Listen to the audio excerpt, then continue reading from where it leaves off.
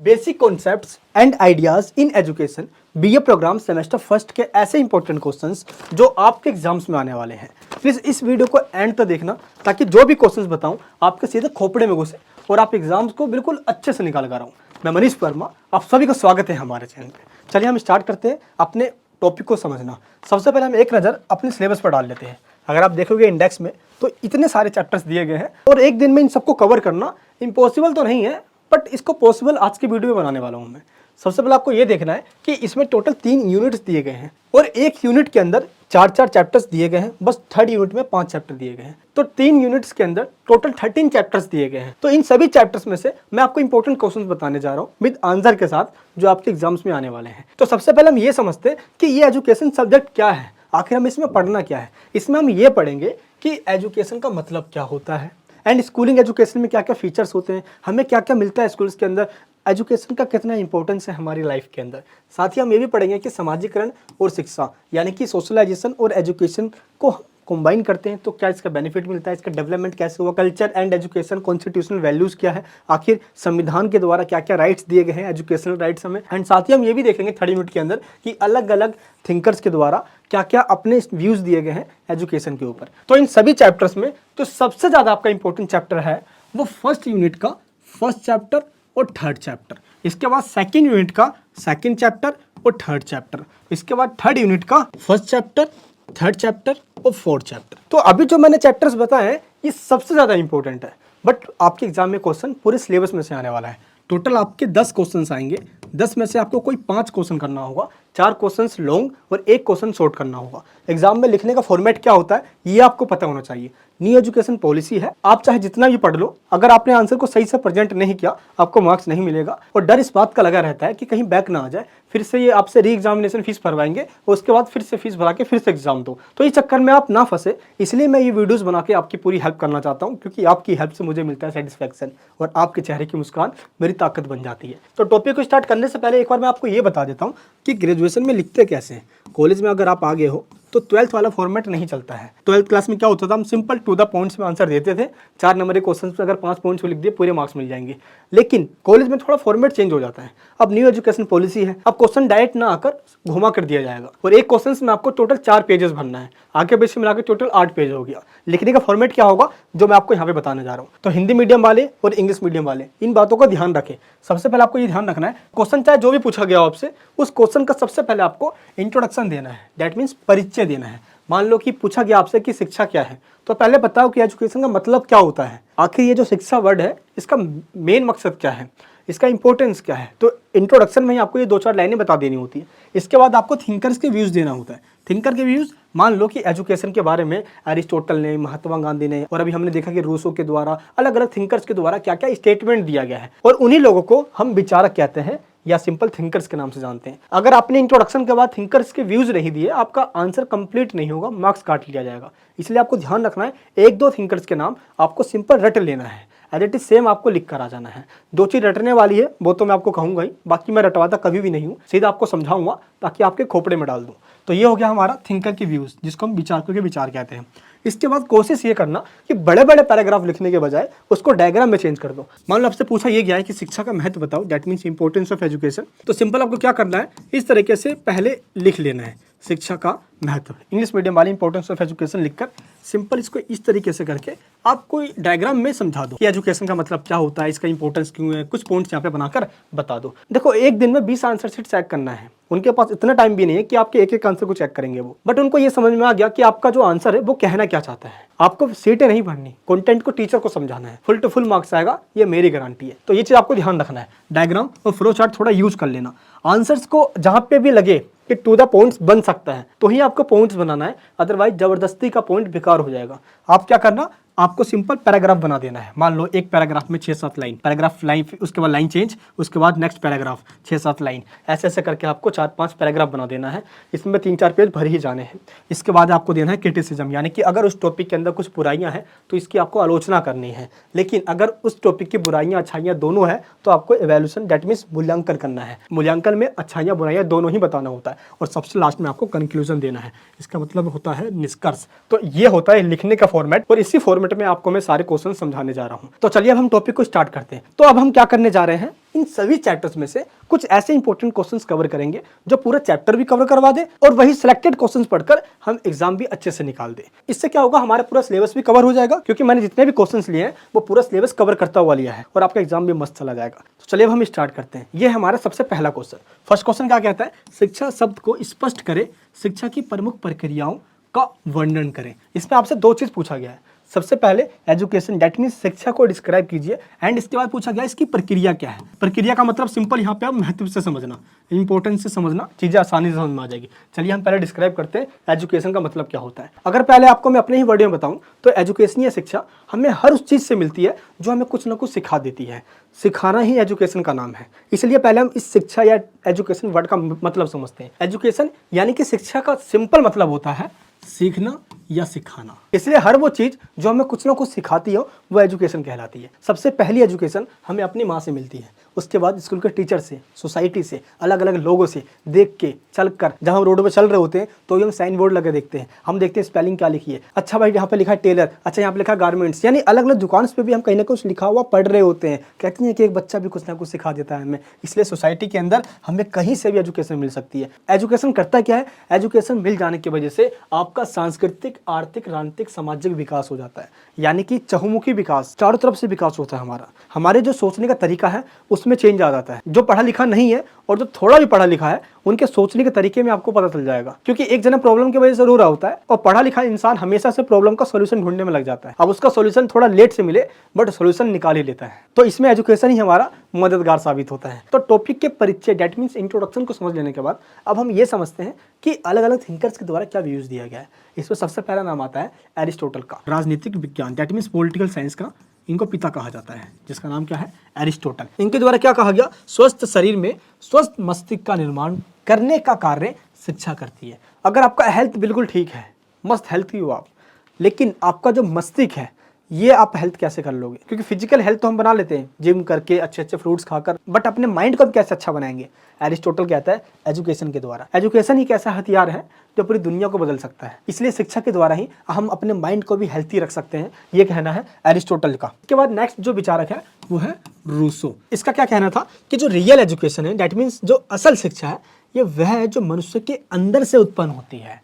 यह व्यक्ति की आंतरिक शक्तियों की अभिव्यक्ति है, यानी कि आपके जन्म से लेकर अब तक आपके अंदर से जो निकल रही है यही एक रियल एजुकेशन है। क्योंकि ये वो एजुकेशन होता है जो हमें अपने एक्सपीरियंस से, अपने स्कूल से, टीचर से, आसपास के लोगों से सीखने को मिलता है। यानी कि जो हमारे अंदर भरा पड़ा है, अब चाहे वो नॉलेज हो या वो स्किल हो, यही असल में एजुकेशन कहलाती है। ये कहना है रूसो का। इसके बाद स्वामी विवेकानंद जी का क्या कहना था कि व्यक्ति के आंतरिक पहलू की अभिव्यक्ति शिक्षा है। दैट मीन्स हमारे अंदर जो भरा है वही शिक्षा कहलाता है। क्योंकि ये एजुकेशन हमें रातों रात नहीं मिली, हमारे जन्म से लेकर अब तक ये हमें मिली रही है, हम आज भी सीख रहे हैं। और लर्निंग ऐसी प्रोसेस होती है जो हमारे मृत्यु दम तक चलती रहती है। अब हमारे बापूजी दैट मीन्स महात्मा गांधी जी, इनका क्या कहना था कि शिक्षा बालक और मनुष्य के शरीर, मस्तिष्क और आत्मा की क्षमताओं का विकास करता है, ताकि ये योग्यताएं, क्षमताएं, विचार, वचन, कर्म में अभिव्यक्त हो सके। दैट मीन्स एजुकेशन के द्वारा एक इंसान की बॉडी, माइंड, उसकी आत्मा का डेवलपमेंट होता है, ताकि वो अलग अलग जगह पे अपनी पोटेंशियल, अपनी एबिलिटी को दिखा सके और अपने आप को साबित कर सके। अब मान लो मैंने कुछ सीख लिया, अब मैं ये चीज़ दूसरों को जाके बता रहा हूँ, तो कहीं ना कहीं जो चीज़ मैंने सीखा है वो वही आपके सामने आके बताऊंगा ना भाई। तो एजुकेशन का मेन मकसद यही होता है कि आपको ये अंदर से खोल देता है, आपके माइंड पावर को बढ़ा देता है, ताकि सामने वाले के सामने आप अपने विचार को रख सको। तो इंट्रोडक्शन के बाद हमने थिंकर्स के व्यूज भी देख लिए। चलिए अब हम देखते हैं शिक्षा की प्रमुख प्रक्रियाएं क्या है। दैट मीन्स महत्व, मेजर प्रोसेस ऑफ एजुकेशन। सबसे पहला पॉइंट है इसका, शिक्षा एक स्व उद्देश्य व सचेतन प्रक्रिया है। यानी कि शिक्षा दैट मीन्स एजुकेशन का भी एक पर्पस होता है। पर्पस क्या होता है, लोगों को कुछ नया सिखाना, उनको एक्सपीरियंस देना, ये एजुकेशन का ही काम होता है, जिससे कि उसकी जो चेतना है, उसकी जो बुद्धि है, इसका विकास, उसका डेवलपमेंट होता है। इसलिए जो पढ़े लिखे नहीं होते वो अपनी जिंदगी में मस्त होते हैं, लेकिन जो कुछ पढ़ लिख जाते हैं उनके पास सोचने की शक्ति आ जाती है, बुद्धि आ जाती है, वो बेचारे हमेशा परेशान रहते हैं। वो कुछ ना कुछ सोचते ही रहते हैं, अरे यार मेरे साथ ये हो गया, अरे मेरे साथ ही ऐसा क्यों होता है, अरे मुझे ये भी करना है बट हो नहीं रहा, यानी किसी ना किसी बात को लेकर वो परेशान रहते ही हैं। तो ऐसा एजुकेटेड लोग इसलिए हो पाते हैं क्योंकि उनके पास बहुत क्षमता है। ऐसा नहीं कि जो पढ़े लिखे लोग नहीं है वो सोच नहीं सकते। कुछ लोग होते हैं, कुछ बड़ा कर जाते हैं, बट कुछ लोग पढ़ लेने के बाद कुछ ज्यादा ही सोचने लग जाते हैं। अब जो उन्होंने सोचा है वो पूरा नहीं होता, उसके बाद वो दुख हो जाते हैं। तो कहीं ना कहीं एक ये रीजन बन जाता है लोगों के दुखी हो जाने का। तो एजुकेशन का मकसद ही ये होता है कि आपके अंदर ऐसी एबिलिटी को डेवलप कर देना, ऐसी क्षमताओं का विकास करना, जिससे कि आप ये पता कर सको कि आपके लिए क्या सही है और क्या गलत है। तो ये होता है एजुकेशन का मेन पर्पस। इसके बाद सेकंड पॉइंट, शिक्षा अंतः शक्तियों का सर्वांगीण विकास है। यानी कि जो एजुकेशन है ये आपके अंदर की जो हिडन टैलेंट है इसको निकालता है। अब मान लो कि बचपन में जब आप खेला करते थे तो आप स्पोर्ट्स में ज्यादा तेज हो गए, आप लूडो अच्छा खेलते हो, क्रिकेट अच्छा खेलते हो, यानी किसी ना किसी चीज में आप अच्छे हो गए, आप किसी भी फील्ड के अंदर। मैं जस्ट एग्जांपल दे रहा हूँ, और जो आपने सीखा है और यही चीज आपका आगे चल के एक एक्सपीरियंस बन जाता है। तो एक्सपीरियंस बन जाता है आपका स्किल, और स्किल्स बन जाता है आपका एजुकेशन। और जब ये एजुकेशन बन जाता है तो ये इतना अर्निंग आता है कि संभाला नहीं जाता है। तो एजुकेशन क्या करता है, आपके अंदर की टैलेंट को बाहर निकालता है।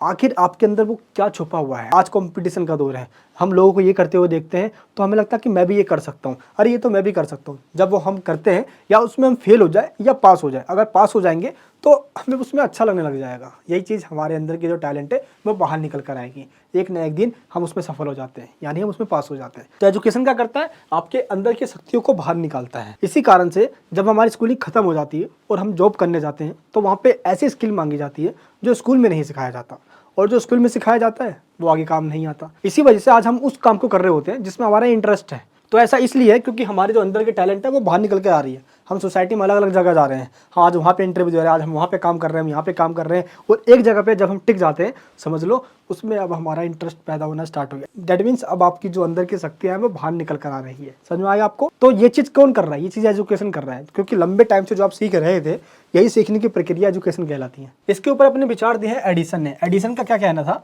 कि शिक्षा वह क्रिया है जिसके द्वारा मनुष्य में निहित शक्तियों, यानी कि जो उसके अंदर की शक्तियों हैं और उनकी जो गुण है, उनकी जो क्वालिटी है वो बाहर निकल कर आती है, जिसे शिक्षा के बिना अंदर से बाहर निकालना असंभव है। यानी कि जब एजुकेशन नहीं होगा तो कैसे पता चलेगा कि आपके अंदर क्या टैलेंट है क्या टैलेंट नहीं है। आप चीज़ों को पढ़ोगे जानोगे तो अलग अलग चीज़ों को पढ़ने और जानने के बाद हमें इंटरेस्ट पैदा होता है। स्कूल्स के टाइम पे हमारे पास 5 सब्जेक्ट हुआ करता था, उनमें से कोई ना कोई एक ऐसा सब्जेक्ट होता था जो हमारा बहुत फेवरेट हुआ करता था। अब आगे चल के कहीं ना कहीं हम उसी फील्ड में जाना चाहते हैं, अक्सर ऐसा हो जाता है। इनका नाम क्या है, थॉमस एडिसन। इन्होंने बल्ब का आविष्कार किया था। आज जो हमारे घर में लाइट्स वगैरह बल्ब लगे हुए देख रहे हो आप, ये इनकी ही देन है। तो इनके अंदर का जो टैलेंट है ये निकल कर आया। अब जो अलग अलग इन्वेंशन या आविष्कार किए जाते हैं थोड़ी बहुत सारे तुक्के में हो जाते हैं, उसके लिए जो एजुकेशन आपके अंदर है, जो आपके अंदर जो स्किल है वही बाहर निकल कर आता है और ऐसे ऐसे आविष्कार हो जाते हैं भाई। इसके बाद नेक्स्ट पॉइंट है हमारा शिक्षा विकास की प्रक्रिया। यानी एजुकेशन क्या करता है, डेवलपमेंट करता है। जब एक बच्चा पैदा होता है, जब बोर्न होता है वो, तो आसपास के लोगों से, डेट मीन्स सोसाइटी से, समाज से और अपने घर के लोगों से पहले वो संस्कार लेता है। संस्कार पहले मिलता है एक बच्चे को, देन शिक्षा मिलती है। हम कहते हैं यार इसका बिहेवियर अच्छा नहीं है, दैट मीन्स इसको संस्कार नहीं दिया गया, शिक्षा पहले दे दिया गया। इस एजुकेशन का कोई काम नहीं आएगा जब तक बच्चों को संस्कार नहीं दिया गया है, और यही संस्कार कहलाता है। आंटी जी नमस्ते, अंकल जी नमस्ते। अब ये चीज़ आपने किसी बुक में पढ़ा है कि जब कोई आ रहा हो तो भाई हमें नमस्ते कर देना चाहिए। ये वो क्वालिटी है जो सोसाइटी घर वालों से डेवलप होती है।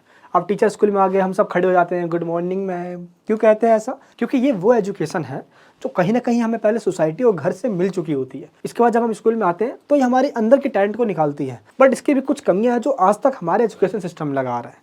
बच्चे स्कूल में आते हैं, चीज़ों को रटते हैं, मार्क्स पे लगे रहते हैं, भाई जिसके सबसे ज़्यादा मार्क्स आएगा वो टैलेंटेड क्या आएगा, जबकि ऐसा कुछ भी नहीं है। जो ज़्यादा मार्क्स लेकर आएगा सिर्फ वही टैलेंटेड नहीं होता, मार्क्स ना लाने वाला भी एक दिन कमाल कर जाता है। क्या पता आप में हम में कोई ऐसा बंदा होगा जो आगे चल के कुछ बड़ा उखाड़ेगा। तो एजुकेशन क्या करता है, एक विकास की प्रक्रिया है। यानी जैसे हमारा जन्म होता है उस दिन से लेकर अभी तक हम कुछ ना कुछ चीज़ें सीखते आ रहे हैं। इसलिए एजुकेशन क्या है, एक विकास की प्रक्रिया है। यानी कि हमारे जन्म से लेकर अब तक कहीं ना कहीं किसी भी पॉइंट पे, जिससे भी कभी हम मिले भी हों या ना भी मिले हों, सोसाइटी के अंदर जो भी लोग रह रहे हैं, हम हर एक पॉइंट्स पे कुछ ना कुछ सीखते हुए आ रहे हैं। यही क्या है, डेवलपमेंटल प्रोसेस है ये, जो कभी बंद नहीं होने वाली।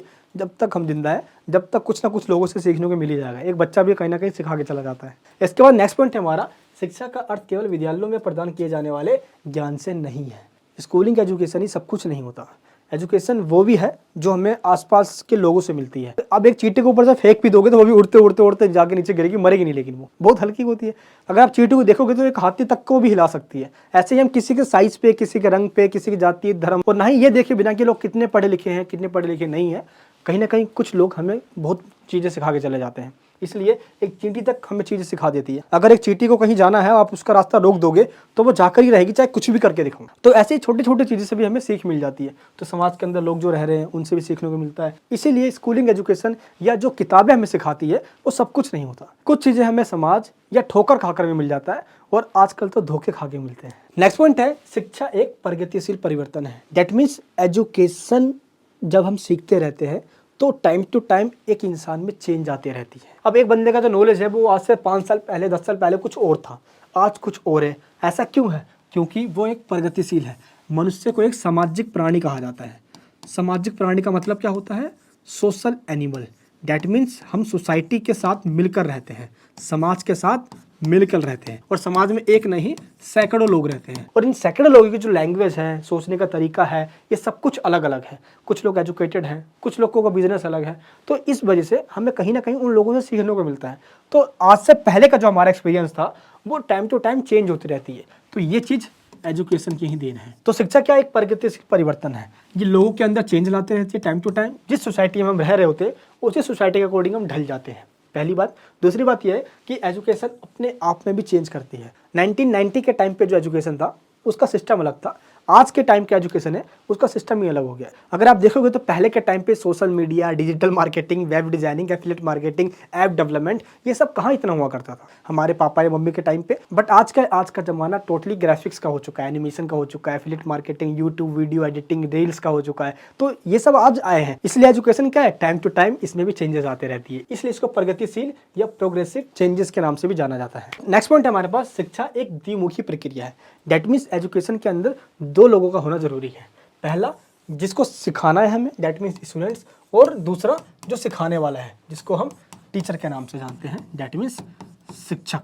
ये दोनों होने हैं, इन दोनों का ही होना जरूरी है, सिखाने वाला और सीखने वाला, जिसको हम बाइपोलर प्रोसेस के नाम से भी जानते हैं, जिसमें दो लोगों का होना जरूरी है। इसलिए इसको द्विमुखी प्रक्रिया कहा जाता है। इसके बाद एक बंदा आया DUV, इसने द्विभाषा यानी कि बाइपोलर की जगह इसने एक नया कॉन्सेप्ट दे दिया, त्रिमुखी प्रक्रिया, दैट मीन्स 3-वे प्रोसेस। इसने कहा कि सीखने वाले और सिखाने वाले तो होते ही हैं, दैट मीन टीचर और स्टूडेंट्स, ये तो होते ही हैं।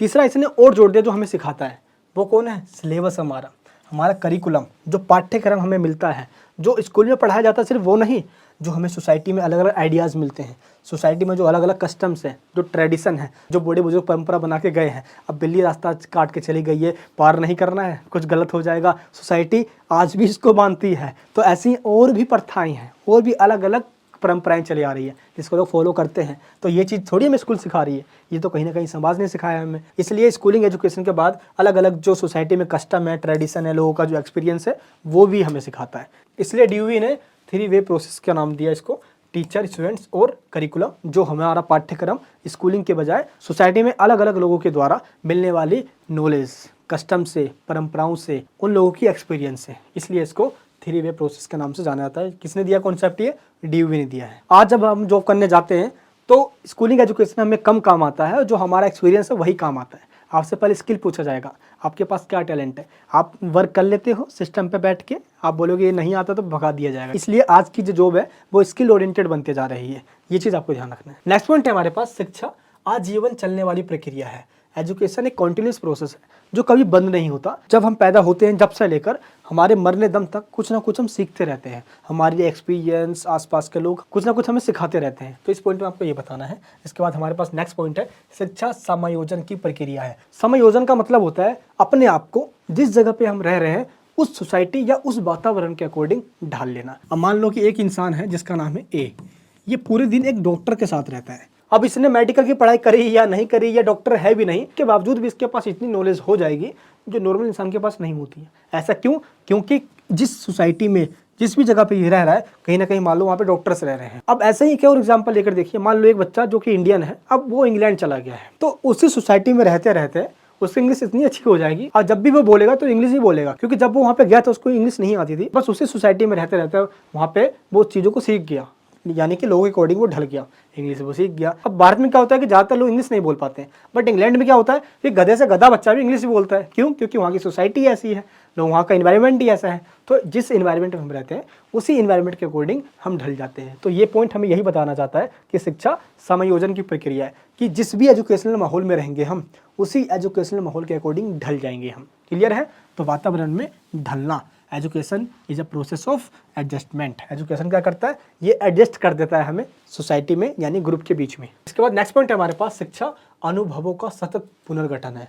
यानी कि जो भी हमारे पास एक्सपीरियंस है, जो भी अब तक हमने अपने लाइफ में लिया है, कहीं ना कहीं एक टाइम पे वही हमारी स्किल बन जाती है, जो एजुकेशन का ही पार्ट होता है और आगे चल के ये हमारी बहुत काम आती है। तो इस पॉइंट में आपको यही बताना है कि हम जब भी कोई काम कर रहे होते हैं अपने बच्चे से लेकर अब तक के लाइफ में, तो वो हमारा एक एक्सपीरियंस बन जाता है। अब मान लो कोई काम करना है, जिसको एक्सपीरियंस है वो जल्दी कर देगा, जिसको एक्सपीरियंस नहीं है वो उसी काम को करने में घंटों घंटों खराब कर देगा। इसलिए एक्सपीरियंस ही आपका हथियार बन जाती है और यही एक्सपीरियंस आगे चल के आपका स्किल कहलाती है। इसी स्किल के बेस पे आपको जॉब या पैसा मिलता है और यही स्किल एजुकेशन का पार्ट होती है। एजुकेशन का मेन मकसद क्या है, आपके अंदर के टैलेंट को बाहर निकालना। इसलिए स्किल क्या होती है, एजुकेशन का ही पार्ट होती है। और अगर आपके अंदर कोई ऐसी स्किल है जो और लोगों को पसंद आ सकती है, तो इसी स्किल के बेस पे आप पैसा कमा सकते हो। इतना पैसा आएगा कि संभाला नहीं जाएगा। इसलिए मैं हमेशा कहता हूँ कि अपने अंदर कोई ऐसी स्किल को डेवलप कीजिए जो आगे सोसाइटी की जो प्रॉब्लम है उसको सॉल्व करे। अगर प्रॉब्लम को सॉल्व करती है तो इससे आप सोसाइटी में चेंज भी ला पाओगे, नेम फेम के साथ अच्छा पैसा भी कमा पाओगे। तो इस तरीके से हमारा फर्स्ट क्वेश्चन था जिसमें हमने ये देखा कि एजुकेशन का मतलब क्या होता है। इसके बाद हमने एजुकेशन का प्रोसेस समझा, यानी कि प्रक्रिया, कि हम किस तरीके से एजुकेशन को लेते हैं और वो सारे पॉइंट्स हमने डिस्कस करे थिंकर्स के स्टेटमेंट के साथ साथ। इस प्रकार कहा जा सकता है कि हमारे लाइफ के अंदर एजुकेशन का उतना ही इंपॉर्टेंस है जितना आज रोटी कपड़ा मकान खाने पीने का है, क्योंकि बिना एजुकेशन के लाइफ अधूरी सी लगती है। ऐसा इसलिए, मान लो गवर्नमेंट जॉब के लिए ले रहे हो, अगर आपकी गवर्नमेंट जॉब नहीं भी लगती है तो आप एक ऐसे जिम्मेदार नागरिक बन जाओगे जो कहीं ना कहीं हमारे देश की तरक्की में काम आएगी। तो ये नॉलेज बेकार नहीं जाती है और कभी बंदा भूखा मरता नहीं है। इसलिए आपकी जो लर्निंग है ये रुकनी नहीं चाहिए। हम एक इंसान हैं और जानवरों से हम इसी बात में अलग हैं क्योंकि हमारे अंदर लर्निंग, सीखने की जो लालच है, जो इच्छा है, ये भूख है, ये बढ़ते रहती है। हम भी तो एक एनिमल हैं, लेकिन उन एनिमल के मुकाबले हम चीज़ों को बहुत तेज़ी से समझते हैं, सीखते हैं, जो आगे हमारी लाइफ में काम आती है। तो इस प्रकार ये था हमारा एजुकेशन का फर्स्ट क्वेश्चन। वो कहते नहीं है कि एजुकेशन का मतलब जब तक नौकरी पाना होगा, नौकर ही पैदा होंगे, बिजनेसमैन कहाँ से पैदा होंगे यार। इसलिए स्किल बनाओ, थोड़ा टैलेंट दिखाओ, दुनिया के अंदर प्रॉब्लम को सॉल्व करो, दुनिया आपको उतना देगी, मजा आ जाएगा यार। चलिए, फर्स्ट क्वेश्चन समझने के बाद अब हम बात करते हैं अपने नेक्स्ट क्वेश्चन की। नेक्स्ट क्वेश्चन समझने से पहले एक नज़र हम नोट्स पर डाल लेते हैं। नोट्स के अंदर फर्स्ट क्वेश्चन में स्टेटमेंट दिए गए हैं सभी थिंकर्स के, तो ये चीज़ आपको एक बार अच्छे से समझ लेना है ताकि आप इसको सिंपल लिख पाओ। एजुकेशन के बारे में किसी भी क्वेश्चन में कुछ पूछ लिया जाए तो आपको इंट्रोडक्शन में यही लिखना होगा और थिंकर के व्यूज़ आपको यही डालने होंगे। तो सिंपल आपको एक बार इसको अच्छे से याद कर लेना ताकि स्टेटमेंट आप लिख पाओ, क्योंकि इसी के मार्क्स होते हैं। हिंदी मीडियम वाले बच्चे इधर देखें और इंग्लिश मीडियम वाले स्टूडेंट्स इस तरफ देख के थिंकर के व्यूज़ जो हैं, अलग अलग स्टेटमेंट जो दिए गए हैं, आप एक बार इसको याद कर ले। इसके बाद जो हमारा प्रोसेस था, इसको मैंने यहाँ पे पॉइंट्स में दिया हुआ है अपने नोट्स के अंदर भी। इस नोट्स को प्लीज़ आप डाउनलोड जरूर कर लेना, क्योंकि इसी नोट्स में से आपके एग्जाम में आने वाले हैं। इस नोट्स का लिंक नीचे वीडियो का डिस्क्रिप्शन बॉक्स में दिया गया है, जिसको आप डाउनलोड भी कर सकते हो। इजी नोट से काफ़ी मजा आएगा उसको पढ़ने में और इसी में से आपके एग्जाम में भी आने वाला है। तो प्रोसेस के यहाँ पे सारे पॉइंट्स यहाँ पे दिए गए हैं, ये सारे हमने देख लिया। बाइपोलर प्रोसेस एंड ट्रीपोलर प्रोसेस, इसके बाद देखा हमने मल्टीपोलर प्रोसेस। तो ये सब हमने यहाँ पे पॉइंट्स देख लिए हैं। बाकी ट्रीपोलर का जो कॉन्सेप्ट है ये जॉन डीओ के द्वारा दिया गया है, आपको ये नाम पता होना चाहिए, ठीक है। तो चलिए, ये हमारा फर्स्ट क्वेश्चन हो जाता है कंप्लीट यहाँ पे। चलिए अब हम बात करते हैं अपने नेक्स्ट क्वेश्चन की। नेक्स्ट क्वेश्चन है, न्याय के मूल अधिकारों की विवेचना कीजिए। Discuss the fundamental rights of justice. Hindi medium वाले नोट्स में अच्छे से ध्यान दे और इंग्लिश मीडियम वाले भी अपने नोट्स में सही से एक बार ध्यान दे। ये टॉपिक इतना आसान है कि एक बार में ही समझ में आ जाएगा। सबसे पहले आपको इंट्रोडक्शन में यही बताना है कि भारत के संविधान के अंदर ऐसे कौन से राइट्स हैं जो लोगों को जस्टिस देते हैं। तो भारत के संविधान में फंडामेंटल राइट्स है, जो कि पार्ट 3 में दिया गया है, यानी कि भाग 3 में दिया गया है, जिसको मौलिक अधिकार के नाम से जानते हैं, जो कि 14 से लेकर 32 तक है। अगर मेन हम अपने सारे राइट्स को देखें तो इन अधिकारों से ही हमें जस्टिस मिलता है। अब मान लो कि राइट टू इक्वालिटी है एंड राइट टू लिबर्टी है, या राइट टू रिलीजन का या राइट टू एजुकेशन का हमारे पास राइट है, अगर यही हमें नहीं मिलेगा तो हम सीधे सुप्रीम कोर्ट तक जा सकते हैं। तो इसमें आपको यही बताना है कि संविधान का अनुच्छेद 14 न्याय के मूल अधिकारों के बारे में हमें बताता है। इसी को सेम यहाँ पे मैंने यहाँ पे इंग्लिश मीडियम में भी लिखा हुआ है। इतना आसान है, इजीली समझ में आ जाएगा। बाई चांस किसी भी राइट्स का वायलेंस होता है तो संविधान के अंदर रिट का व्यवस्था किया गया है। रिट का मतलब होता है कि अगर किसी के साथ अन्याय हुआ है तो कोर्ट के द्वारा आदेश जारी किया जाता है, उन्हीं आदेश को रिट कहा जाता है। और ये रिट अलग अलग प्रकार के होते हैं, जैसे बंदी प्रत्यक्षीकरण, जैसे परमादेश, निषेध, उत्प्रेक्षण, अधिकार प्रक्षा, ये सारे अलग अलग रिट्स के नाम हैं। इन रिट्स को आप इंग्लिश मीडियम में यहाँ पे भी देख सकते हो। हैबियस कॉर्पस, मैंडमस, ये सारे यहाँ पे भी रिट्स दिए हुए हैं, ठीक है। तो चलिए अब हम ये देखते हैं कि रिट्स जारी करने का अधिकार कोर्ट को आर्टिकल 226 के तहत दिया गया है कॉन्स्टिट्यूशन के द्वारा। तो मौलिक अधिकार हमें जस्टिस प्रदान करते हैं। कैसे? चलिए अब हम ये जानते हैं कि न्याय के मूल अधिकार हमारे फंडामेंटल राइट्स में कहाँ पे हैं, क्योंकि इसमें पूछा गया है न्याय के मूल अधिकार के बारे में। तो इसमें सिंपल आपको यही बताना होगा। देखिए, सबसे पहले संविधान के भाग 3 में मौलिक अधिकार है। आर्टिकल 14 जो कि हमें राइट टू इक्वेलिटी और इक्वेलिटी बिफोर द लॉ, कानून के समक्ष समानता और कानून का समान संरक्षण। इसका मतलब ये है कि हम कानून की नज़रों में सभी बराबर हैं और कानून सबके लिए एक है। तो इसका मतलब ये हुआ कि कानून के ऊपर कोई भी नहीं है। तो यहीं पे सबसे पहले जस्टिस होता है। जो आपका हक है वो आपको मिले।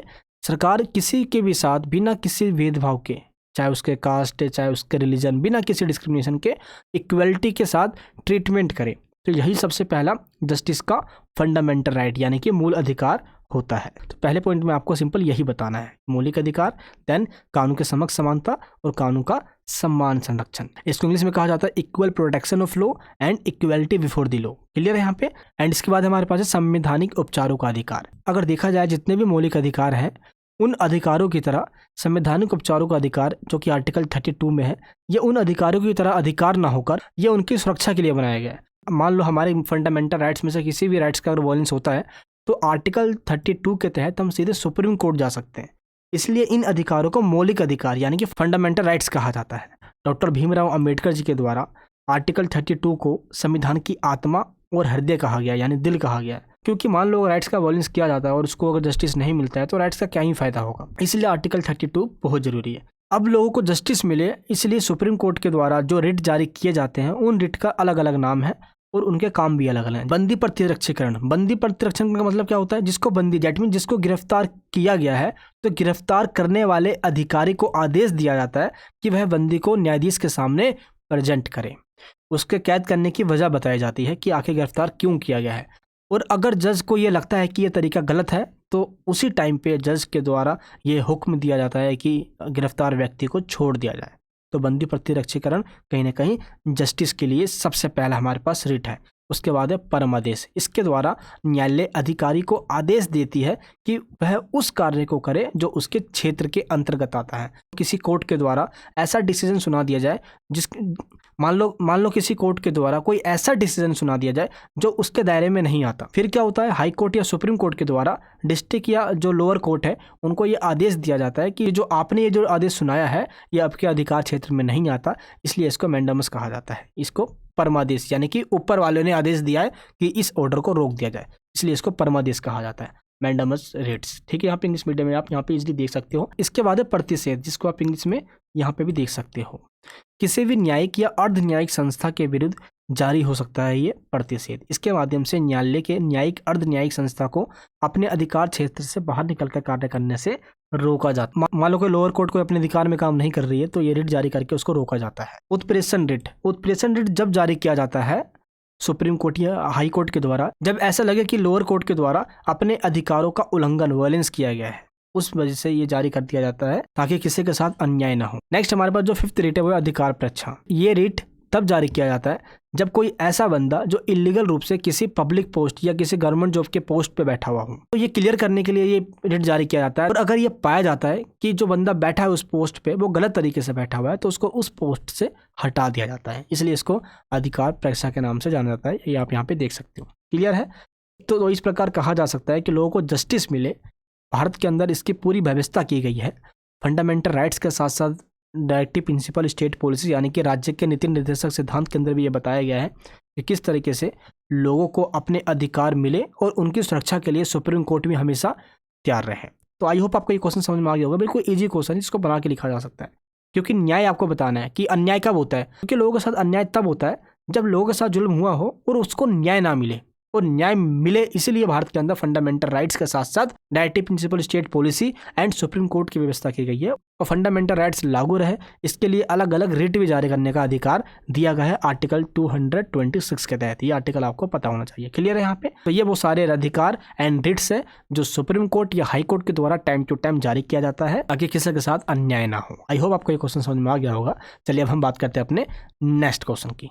नेक्स्ट क्वेश्चन है रूसो के शैक्षिक विचारों पर टिप्पणी लिखी है। इसमें आपको ये बताना है कि write a note on the educational ideas of the Rousseau, यानी कि रूसो के द्वारा शैक्षणिक यानी कि एजुकेशन के ऊपर अपने क्या विचार दिए गए हैं।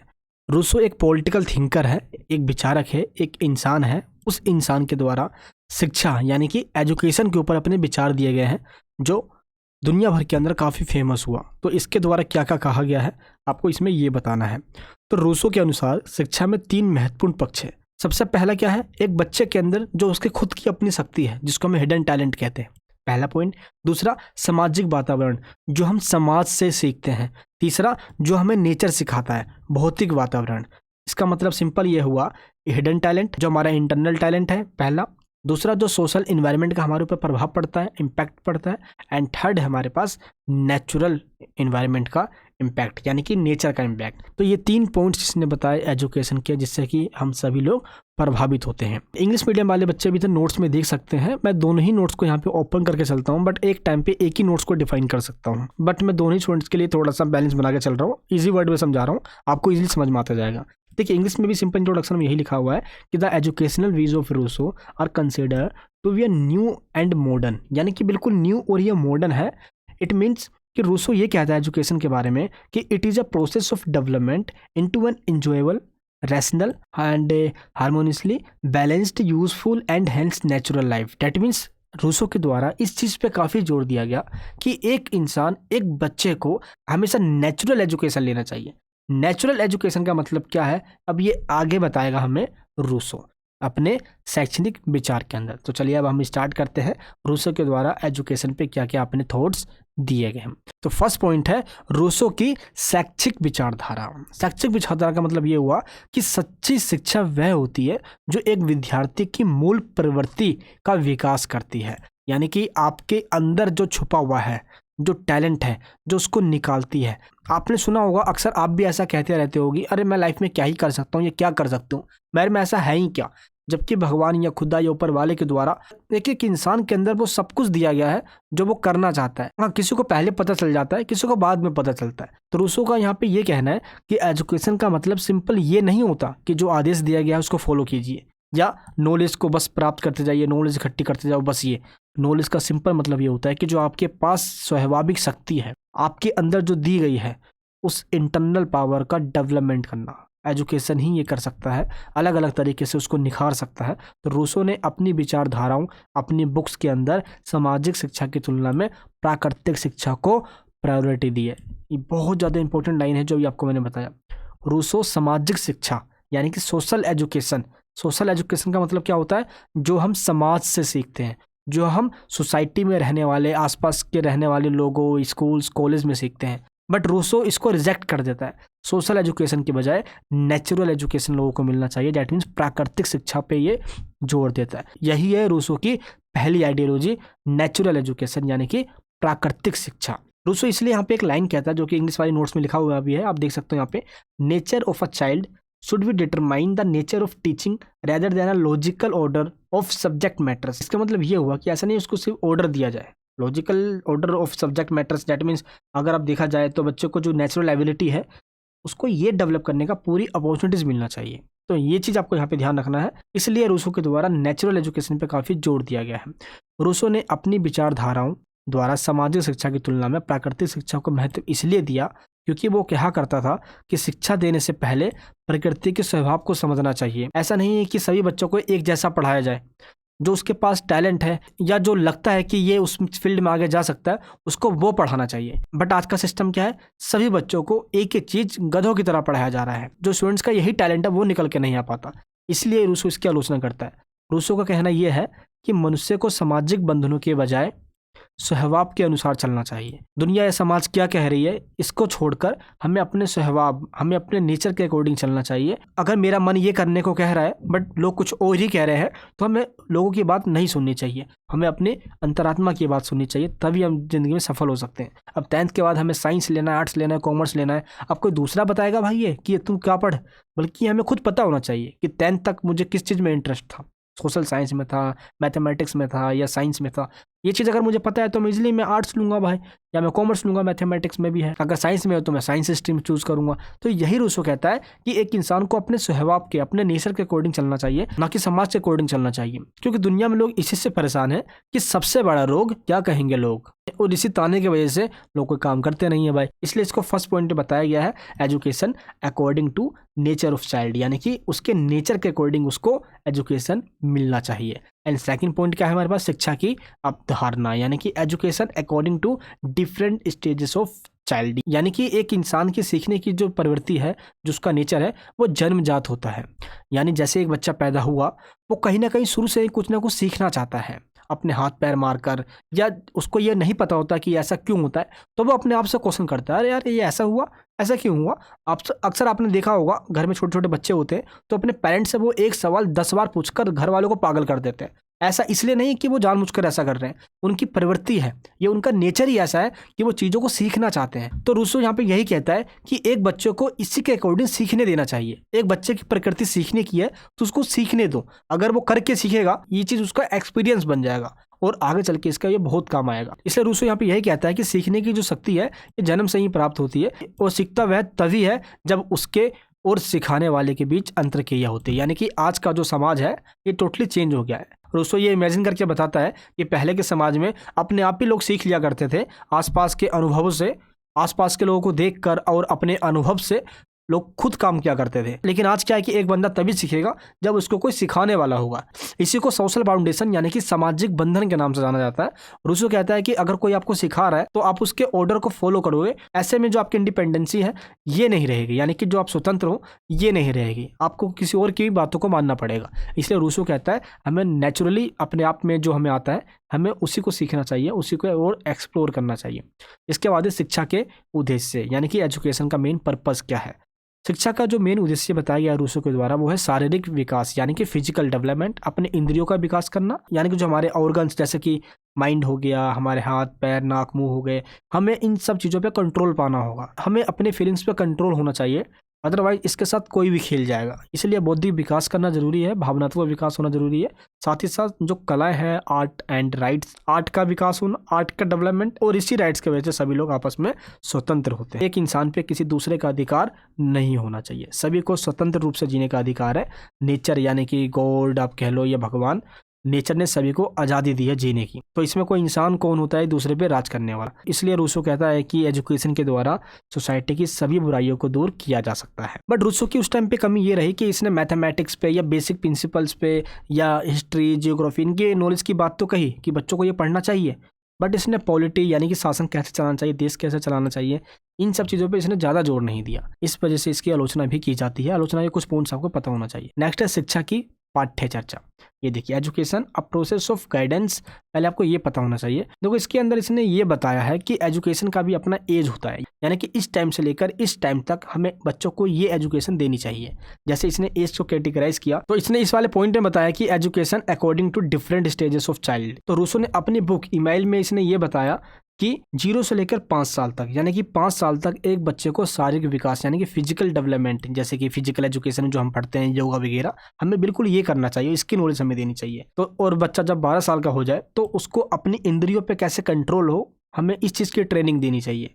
एंड इसके बाद हमें 12 से 15 साल के एज तक हमें उसको लैंग्वेज की, मैथमेटिक्स, हिस्ट्री एंड जियोग्राफी और इंडस्ट्रियल कुछ एजुकेशन प्रोवाइड करना चाहिए। एंड 15 से 18 तक उसके अंदर जो अपने हिडन टैलेंट है वो ऑटोमेटिकली निकल कर आ जाएगा। तो इस तरीके से रूसो बताता है कि इसी करिकुलम के अकॉर्डिंग मेथड्स ऑफ टीचिंग हमें अपनाना चाहिए, यानी कि डिफरेंट एज में डिफरेंट चीज़ों को हमें पढ़ाया जाना चाहिए या समझाया जाना चाहिए, जिससे कि ओवरऑल पर्सनैलिटी का डेवलपमेंट हो सके। इसके बाद बताता है रूसो कि शिक्षण विधियाँ क्या हो, आखिर पढ़ने का तरीका क्या हो। देखो एजुकेशन का तरीका क्या हो, इसके लिए रूसो ने ये कहा है यहाँ पे कि बच्चों के समाज के कृत्रिम एवं दोषपूर्ण पर्यावरण, यानी कि आर्टिफिशियल और जो ये बुरी प्रथाएं हैं सोसाइटी के अंदर, इन्वायरमेंट एटमॉस्फेयर में जो फैला हुआ है, हमें बच्चों को इससे दूर रहकर रखना चाहिए और इन कस्टम से दूर रखते हुए सभी को प्रकृति की गोद में रखकर शिक्षा देनी चाहिए। प्रकृति की गोद में रखकर एजुकेशन देने का मतलब यहाँ पे वो ये कहता है कि प्रकृति की ओर लौट चलो, यहाँ पे ये नारा देता है रूसो, प्रकृति की ओर लौटो। इनका पहला नारा था बैक टू नेचर। इस नारे का मतलब ये हुआ कि बच्चों पे आदेशों का बोझ नहीं डालना चाहिए, उसको स्वतंत्र रूप से प्रकृति यानी कि नेचर मतलब उसको अपने इंटरनल यानी कि जो अंदर की जो उसकी फीलिंग है, जो उसकी टैलेंट है, जो वो करना चाहता है, उसको वो करने दिया जाना चाहिए, सीखने दिया जाना चाहिए, जिससे कि ये लगे कि वो स्वतंत्र है। ऐसा नहीं कि भाई सर मजे का लड़का ये कर रहा है या मेरा बड़ा लड़का ये कर लिया तो तू भी ये कर। भाई अगर आपके आस पड़ोस में कोई डॉक्टर बन गया तो आपके पेरेंट्स आपको ये कहे कि तू भी डॉक्टर बन, ऐसा नहीं होना चाहिए। आदेशों का बोझ ना होकर आपको स्वतंत्र रूप से वो करके सीखने देना चाहिए, जिससे कि आपका जो स्वभाव है, जो आपका नेचर है, वो और निखर कर आए, जिससे कि आप चीज़ों को सीख सके। इसलिए इसने दूसरा नारा दिया, करके सीखना, जो आपस में एक अनुभव का फील करवाता है। इनकी इसी बातों को आज तक माना जाता है करके सीखना। तो पहला है प्रकृति की ओर लौटो, यानी कि हमें अपने बातों को खुद मानना चाहिए, हमें दूसरों पर डिपेंड नहीं रहना चाहिए और ना ही हमें अपनी स्वतंत्रता खोनी चाहिए किसी और की बातों को मानकर। पहला। दूसरा इसने कहा कि हमें करके सीखना चाहिए, ऐसा नहीं है कि हमें दूसरे पर डिपेंड हो जाए, हम करके सीखेंगे तभी मजा आएगा भाई। इसलिए यहाँ पे रूसो के द्वारा ये कहा गया कि the education of the child comes from nature, from man and from things, यानी कि जो एजुकेशन है एक बच्चे का वो नेचर से मिलेगा, आसपास के लोग से और अलग अलग चीज़ों से मिलेगा। बट यहाँ पे रूसो कहता है कि education from nature means the internal development of our organs as a consequence of our relationship with our physical environment. तो रूसो का यहाँ पे एजुकेशन फ्रॉम नेचर यानी कि नेचर से एजुकेशन का मतलब ये हुआ कि हमारा इंटरनल डेवलपमेंट होना चाहिए, हमारी जो ऑर्गन्स है, जो हमारा माइंड है, उसका एक्सरसाइज होते रहना चाहिए। दैट मीन्स हमारे ऑर्गन्स का विकास होना चाहिए, जिससे क्या हो, फिजिकल इन्वायरमेंट। दैट मीन्स हम नेचुरली यानी कि बिल्कुल इंडिपेंडेंट तरीके से अपना डेवलपमेंट कर सके। तो ये चीज़ यहाँ पे बताया जा रहा है रूसो के द्वारा। नेक्स्ट पॉइंट है अनुशासन। बच्चों को किसी भी समय अपनी इच्छा अनुसार कुछ भी करने की छूट नहीं दी जानी चाहिए। ऐसे में अनसर्टेनिटी का माहौल हो जाएगा और डिसिप्लिन ना होने की वजह से कोई भी बुरा काम करने लग जाएगा, और इसी बुराई से बचाने के लिए हमें उन पे नजर रखना जरूरी है। और रूसो यहाँ पे ये कहता है कि अगर कोई बच्चा बुरा काम कर भी देता है, कोई बुरी हरकतें कर देता है, तो प्रकृति खुद उसको दंड देगी, पनिशमेंट देगी। यहाँ पे प्रकृति कैसे देगी, नेचर कैसे देगी है, आप जरा खुद सोच के देखो। यहाँ पे रूसो ये कहता है कि मान लो कि एक बंदा है और इसने कोई गलत काम कर दिया, तो प्रकृति मतलब एक इंसान को अपने आप में ही उसका एहसास होगा, उसको दुख मिलेगा, भाई यार जो मैंने कर दिया यार बहुत गलत किया। अक्सर ऐसा होता नहीं है, जब हमको ऐसा काम कर देते हैं जिसकी वजह से हमें गिल्टी फील हो तो हम अपनी नज़रों में ही गिर जाते हैं, हमें दुख फील होता है। अब हमें ऐसा लगता है कि मैंने ये बहुत गलत कर दिया, बहुत ज़्यादा रिग्रेट फील होता है। ऐसा क्यों? क्योंकि ये नेचुरली है। तो रूसो यहाँ पे कहता है ये सब प्रकृति दैट मींस नेचर कर रही है आपके साथ। नेचर मतलब आप यहाँ पे भगवान समझ सकते हो, ये भगवान ऊपर वाले कर रहे हैं आपके साथ। वो आपको ये एहसास दिलवाना चाहते थे कि आपने गलत किया है और वही दुख आपके लिए पनिशमेंट होगा। इसलिए रूसो यहाँ पे कहता है कि पनिशमेंट भी आपको नेचर ही देगी। बट यहाँ पे एक बात और है कि उसकी सामाजिक व्यवस्था एक नैतिक व्यवस्था है। बट यहाँ पे आपको एक चीज़ ध्यान रखना है, रूसो ने जो भी ये बातें कही है ये टोटली मोरालिटी पे बेस है, यानी कि अपने आप इंसान पढ़ेंगे, सीखेंगे, करके देखेंगे और नेचुरली सब कुछ होगा, यानी कि नेचुरली एक्टिविटी है ये। बट ऐसा आज के ज़माने में पॉसिबल नहीं है, बिना गुरु के ज्ञान नहीं होता। ये एक ऐसा कॉन्सेप्ट है जो रूसो के द्वारा सोचा गया है। आप इसको हाइपोथेटिकल कंडीशन या एक इमेजिनेशन मान सकते हो। तो मनुष्य के उचित विकास के लिए उसे सामाजिक बंधन में रहना चाहिए, ये आगे चलकर रूसो कहता है। नेक्स्ट है शिक्षक, यानी कि टीचर्स कैसे होंगे भाई, पढ़ाने वाले। अध्यापक का कार्य बच्चों के केवल प्राकृतिक विकास में सहायता करना है। एक बच्चे के अंदर टैलेंट है बट बच्चों को ये नहीं पता, बस यही पता लगाना है और यही काम है बस एक टीचर का। बाकी बच्चों पे बोझ डालना टीचर का काम बिल्कुल भी नहीं है। बस आदेश देते रहे, ये करो वो करो, ये फाइल बनाओ वो फाइल बनाओ, ये होमवर्क करके लाओ, पेजेस भरो, ये काम नहीं है टीचर का। टीचर का मेन मकसद है बच्चों को राह दिखाना, उस राह पे बच्चे खुद चल लेंगे। नेक्स्ट है शिक्षार्थी, यानी कि जो सीखने वाले बच्चे हैं वो कैसे होंगे। देखो रूसो पहला बंदा हुआ जिसने एक व्यक्ति की स्वतंत्रता यानी कि लिबर्टी पे आवाज़ उठाई है। सभी लोगों को आज़ादी में रहने का पूरा अधिकार है। शिक्षा के क्षेत्र में वे ये बच्चों के व्यक्तित्व का आदर करते थे। उनकी शिक्षा की व्यवस्था उनकी रुचि, रुझान, योग्यता अनुसार उनको मिलनी चाहिए और जो बच्चे की एबिलिटी है उसको उसी के अकॉर्डिंग आगे बढ़ने देना चाहिए। इसलिए रूसो इस चीज़ पे ध्यान देता है। इसके बाद हमारे पास नेक्स्ट पॉइंट है स्कूल्स कैसे होने चाहिए। देखो रूसो के द्वारा ये कहा गया कि समाज के अंदर जितने भी दोष हैं, जितनी भी बुराइयां हैं, इविल्स हैं, उनको दूर सिर्फ एजुकेशन के द्वारा ही किया जा सकता है। बट रूसो यहाँ पे ये कहता है कि जो स्कूल का एटमोसफेयर है वो आइडियल यानी कि आदर्श होना चाहिए, जहाँ पे कोई दोष ना हो, कोई बुराई ना हो, ना कोई बुरी एनर्जी हो, टीचर्स और बच्चों का रिलेशन बिल्कुल पेरेंट्स जैसा हो, उस स्कूल के अंदर बच्चे अपने हिडन टैलेंट को पहचान सके, इसकी पूरी सुविधा उसको मिलनी चाहिए। ये चीज रूसो के द्वारा कही गई है। बाकी रूसो के द्वारा एक पॉइंट और बताया गया जिसको कहा गया नेगेटिव एजुकेशन, यानी कि नकारात्मक शिक्षा। इसमें उसने ये कहा कि the most dangerous period in human life lies between birth and the age of 12, यानी कि जन्म के टाइम पे और जब बच्चा 12 साल का हो जाता है उस टाइम पे, ये दोनों टाइम ऐसे हैं जो बच्चों के लिए डेंजरस पीरियड होता है। इसलिए जब बच्चा 12 साल का हो जाए तो उसको इस बात पे छोड़ दिया जाए कि वो खुद ये डिसाइड करे कि उसको अपने टाइम को कैसे यूज करना है। और निगेटिव एजुकेशन की जरूरत इसलिए भी है ताकि वो ये प्रिपरेशन कर सके कि सोशल कंडीशन के जो भी बुराइयां हैं उससे कैसे दूर रहे, वो उससे कैसे लड़ सके, कि अगेंस्ट में कैसे आवाज उठा सके ताकि उसकी लिबर्टी कभी खतरे में ना आए। बाकी अलग से रूसो के द्वारा एजुकेशन फॉर वुमेन, यानी कि वुमेन के लिए अलग से एजुकेशन की व्यवस्था की गई है। Separate curriculum for the education of female जो भी इसने बुक लिखी थी, इस वाले बुक के अंदर इसने बताया man should be strong and active, the women should be weak and passive. ये चीज उसने कहकर एक अलग ही टॉपिक छेड़ दिया और उसने ये बताया कि मैन आर वोन टू सर्व, वुमेन आर वोन to please, women is simply supplementary to the nature of man. That means इसने फीमेल को जो वीक यानी कमजोर जो माना है, इसलिए उसने कहा कि वुमेन यानी कि महिलाओं को भी उनको अपना रिस्पेक्ट मिले, इसलिए उनको भी अच्छे से एजुकेशन प्राप्त करनी चाहिए। महिलाओं को भी रिस्पेक्ट मिले, लोगों से प्यार मिले, इसलिए बच्चे से उनको ट्रेन करना चाहिए और वो सारी एजुकेशन मिलनी चाहिए जो एक रूसो को मिलती है। तो इस प्रकार ये था हमारा एजुकेशन सिस्टम बाय रूसो। बाकी रूसो के द्वारा जो एजुकेशन का ये करिकुलम दिया गया, इसका मेन पर्पस यही था कि विद्यार्थी को यानी कि स्टूडेंट्स को प्रकृति के प्रति यानी कि नेचर के प्रति ज्ञान और जागरूक करना, यानी कि नेचर ने ही हमें सब कुछ दिया है। बाय नेचुरली हमारा नेचर ही ऐसा है कि हम कुछ ना कुछ सीखना चाहते हैं, यानी इसे सीखने की प्रोसेस को हम एजुकेशन के नाम से जानते हैं। शिक्षा के माध्यम से मानवों को प्रकृति के अनुरूप जीवन व्यतीत करने की योग्यता मिलती है। यानी कि एजुकेशन जब मिल जाए तो हम ये डिसाइड कर पाते हैं कि हम बिल्कुल लिबरल हैं, हम पूरे आज़ाद हैं, हम अपनी योग्यता के अकॉर्डिंग कोई भी काम कर सकते हैं जो हम करना चाहते हैं। इसलिए रूसो यहाँ पे कहता है कि एक कमजोर शरीर कमजोर मस्तिष्क का निर्माण करता है, जिससे व्यक्ति के व्यक्तित्व पर नकारात्मक यानी कि निगेटिव प्रभाव पड़ता है। दैट मीन्स अगर कोई एक कमजोर बंदा है तो उसका माइंड भी काफी कमजोर होगा। रूसो इसको निगेटिव मानता है। हमें फिजिकल के साथ साथ माइंड से भी स्ट्रॉन्ग होना होगा, तभी हम एजुकेशन का सही से यूज कर सकते हैं। आई होप आपको ये क्वेश्चन समझ में आ गया होगा। चलिए अब हम बात करते हैं अपने नेक्स्ट क्वेश्चन की। नेक्स्ट क्वेश्चन है समाजीकरण का क्या अर्थ है, इसके तत्वों की व्याख्या कीजिए। That means what is meant by socialization, explain its elements. आपको इसमें यह बताना है कि समाजीकरण का मतलब क्या होता है। देखिए समाजीकरण यानी कि सोशलाइजेशन का सिंपल मतलब ये होता है, मान लो ये एक इंसान है, इसका जन्म हुआ तो ये एक फैमिली का पार्ट बन जाता है और इसी फैमिली में रहते रहते इसको अपने पेरेंट्स से, इसको अपने दादा दादी चाचा चाची यानी कि इसको अपने ही फैमिली वालों से कुछ ना कुछ सीखने को जरूर मिलता है और इसी को हम एजुकेशन का प्रोसेस कहते हैं। जब एक बच्चा पैदा होता है तो वो काफ़ी छोटा होता है तो ये फैमिली का ही पार्ट होता है, लेकिन जैसे जैसे बड़ा होता चला जाता है सोसाइटी के और मेंबर्स के साथ इसके संबंध बनते चले जाते हैं, तो सबके सब एक सोसाइटी के पार्ट बन जाते हैं। तो यहीं से स्टार्ट होता है समाजीकरण, यानी कि जब एक बच्चा अपने फैमिली तक लिमिटेड होता है तो ये सोशलाइजेशन नहीं होता। जब उसका रिलेशन सोसाइटी के और मेंबर्स के साथ होना स्टार्ट हो जाता है देन इसी को कहा जाता है समाजीकरण यानी कि सोशलाइजेशन। मान लो जब हम बच्चे थे 1-2 साल तक तो घर में रहे, जैसे बड़े होते चले गए 3-4 साल 5 साल 10 साल तो हम सोसाइटी के और मेंबर, हमारे दोस्त बने, यार बने, अलग अलग लोगों के साथ संबंध बने एंड आसपास के लोगों को हमने देखा, समझा, सीखा, तो यहीं से स्टार्ट होता है सोशलाइजेशन। दैट मीन्स समाजीकरण यानी कि समाज के और लोगों के साथ जुड़ जाना, और इसी जुड़ाव को हम सोशलाइजेशन यानी कि समाजीकरण के नाम से जानते हैं। क्लियर है, ये था इसका इंट्रोडक्शन। इसके बाद हम ये देखते हैं कि समाजीकरण दैट मीन्स सोशलाइजेशन का कुछ डेफिनेशन दिया गया है अलग अलग थिंकर्स के द्वारा, जिसमें सबसे पहला नाम है ग्रीन का। इसका पूरा नाम है टी.एस. ग्रीन।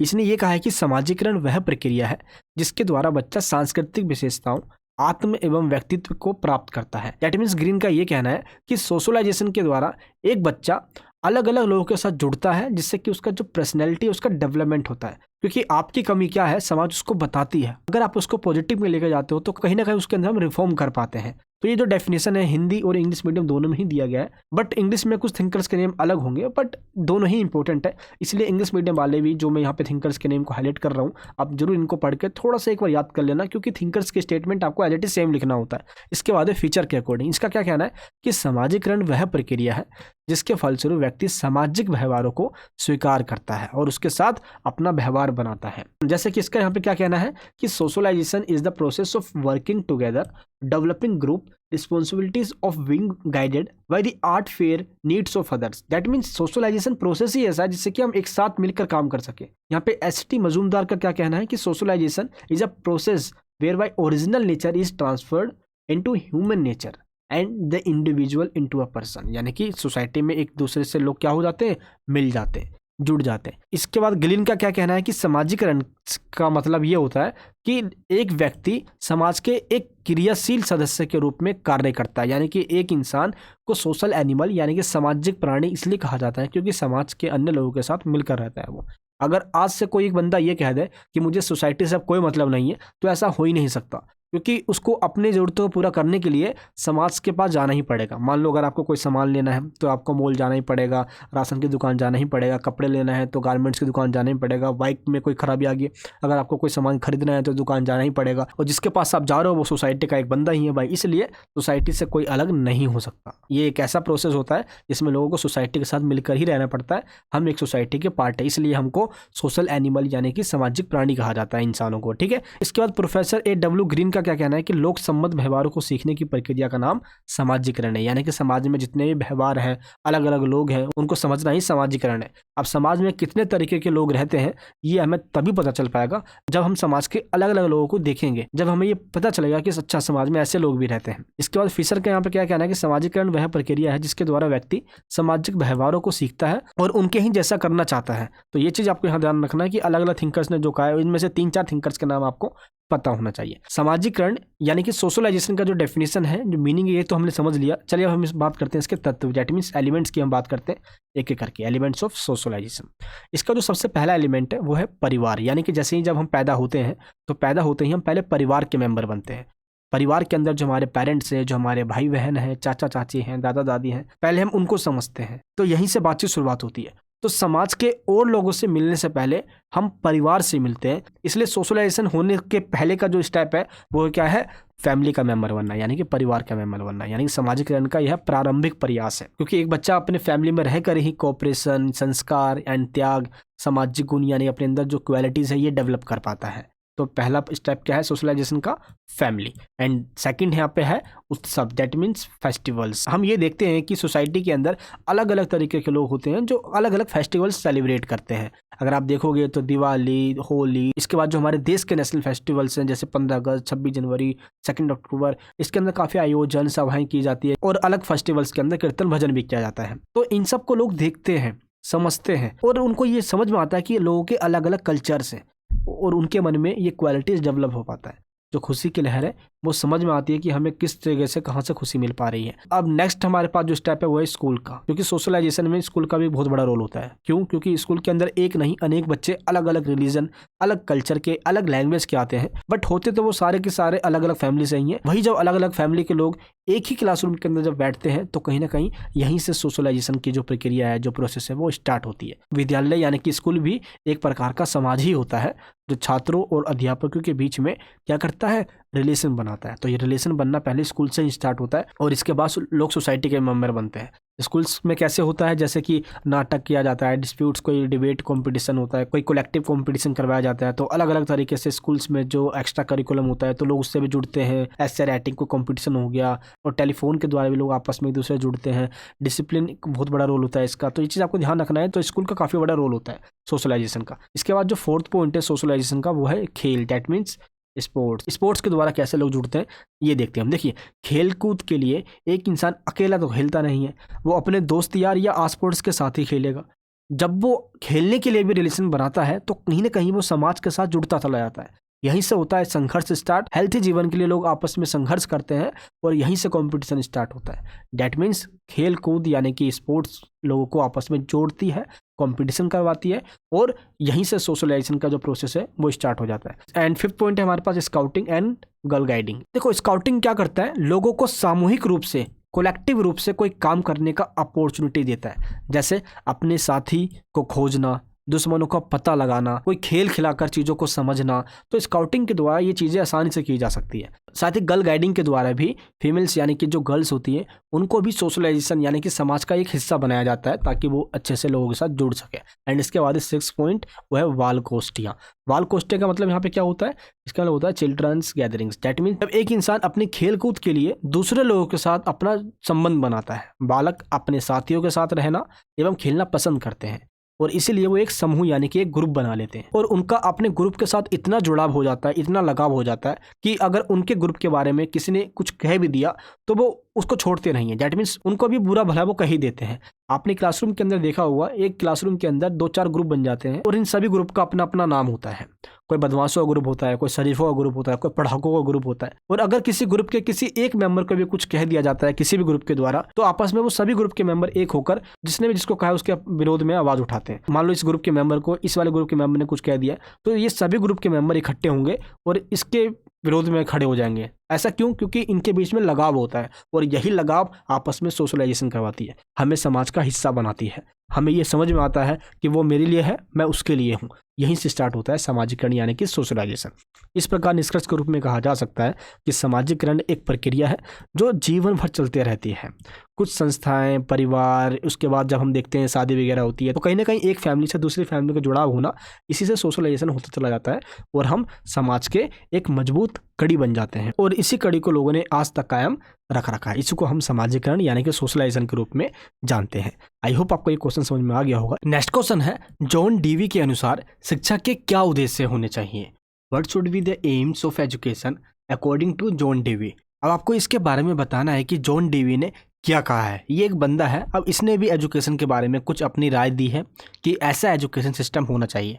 चलिए एक एक करके हम जानते हैं इसने क्या कहा है।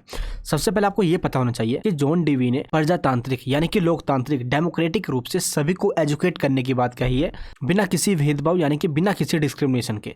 प्रत्येक व्यक्ति को स्वतंत्र रहने का पूरा अधिकार है। जॉन डीवी के द्वारा आज की सोसाइटी को, इन्वायरमेंट को समझते हुए कुछ एजुकेशन की पॉलिसीज और ऐसे सिस्टम इंट्रोड्यूस करवाए गए जो सभी जगह होना चाहिए। ये जॉन डीवी की अपनी राय है। इसमें सबसे पहला जो इसका पॉइंट है, अनुभवों का पुनर्निर्माण, यानी कि एजुकेशन सिस्टम ऐसा होना चाहिए जिससे कि एक बच्चे के अंदर जो उसके अनुभव है, जो उसके एक्सपीरियंस है, वो बाहर निकल कर आ सके अब तक जो उसने एक्टिविटीज़ की है। तो एजुकेशन का मेन मकसद होना चाहिए, यानी कि एक बच्चे का एक्सपीरियंस या जो उसके अंदर टैलेंट है वो बाहर निकल कर आ सके, क्योंकि उसके अंदर ये टैलेंट है, बच्चों को यही नहीं पता होता। तो एजुकेशन का मेन मकसद होना चाहिए बच्चों को ये पता करवाने का। तो फर्स्ट पॉइंट में ये कहा गया है। सेकंड पॉइंट में ये बताया जाता है जॉन डीवी के द्वारा कि एजुकेशन का मकसद होना चाहिए कि वातावरण के साथ बच्चों को जोड़ दिया जाए। जैसे शिक्षा को बालक का इस प्रकार से विकास करना चाहिए ताकि वातावरण के साथ वो घुल मिल जाए, यानी कि बच्चों की जो एबिलिटी है उसका विकास हो सके, उसका डेवलपमेंट हो सके। Education may be defined as the process of reconstruction of experiences. इसलिए जॉन डीवी के अनुसार ये बहुत इंपॉर्टेंट लाइन है जो इसने कही है। एंड थर्ड पॉइंट क्या है, सामाजिक कुशलता प्राप्ति। सामाजिक कुशलता प्राप्ति का मतलब क्या है, यानी कि बालक को समाज के अनुरूप ही तैयार करें, यानी कि आज के हमारे समाज के अंदर क्या ज़रूरत है, क्या ज़रूरत नहीं है, ये चीज़ हमें पढ़ाना चाहिए और इसी के अकॉर्डिंग हमें एजुकेशन देनी चाहिए ताकि आज के टाइम की चैलेंजेस को वो टैकल कर सके। लेकिन आज होता क्या है, ठीक इसके अपोजिट। हमें जो स्कूल में पढ़ाया जाता है आगे वो काम नहीं आता और आगे जो काम आता है वो पढ़ाया नहीं जाता। ऐसा इसलिए होता है क्योंकि आज स्किल्स की डिमांड है, बट हमें क्या करवाया गया, थ्योरेटिकल चीज़ें रटवा कर बच्चे मार्क्स के पीछे भाग कर बस अपने आप को उसी जगह पे वो लिमिटेड कर लेते हैं। इस चीज़ का वो क्रिटिसाइज करता है जॉन डीवी। इसके बाद ये कहता है जॉन डीवी कि स्वीकारात्मक नैतिकता होनी चाहिए, यानी कि स्टूडेंट्स के अंदर या बच्चों के अंदर इस चीज़ की काबिलियत होनी चाहिए कि वो अपना विकास तो करे, साथ ही साथ वो उन चीज़ों को एक्सेप्ट भी करे जिससे कि उसकी जो स्किल है वो तेज़ी से आगे बढ़ सके, यानी कि उसके अंदर चेंजेस आ सकें।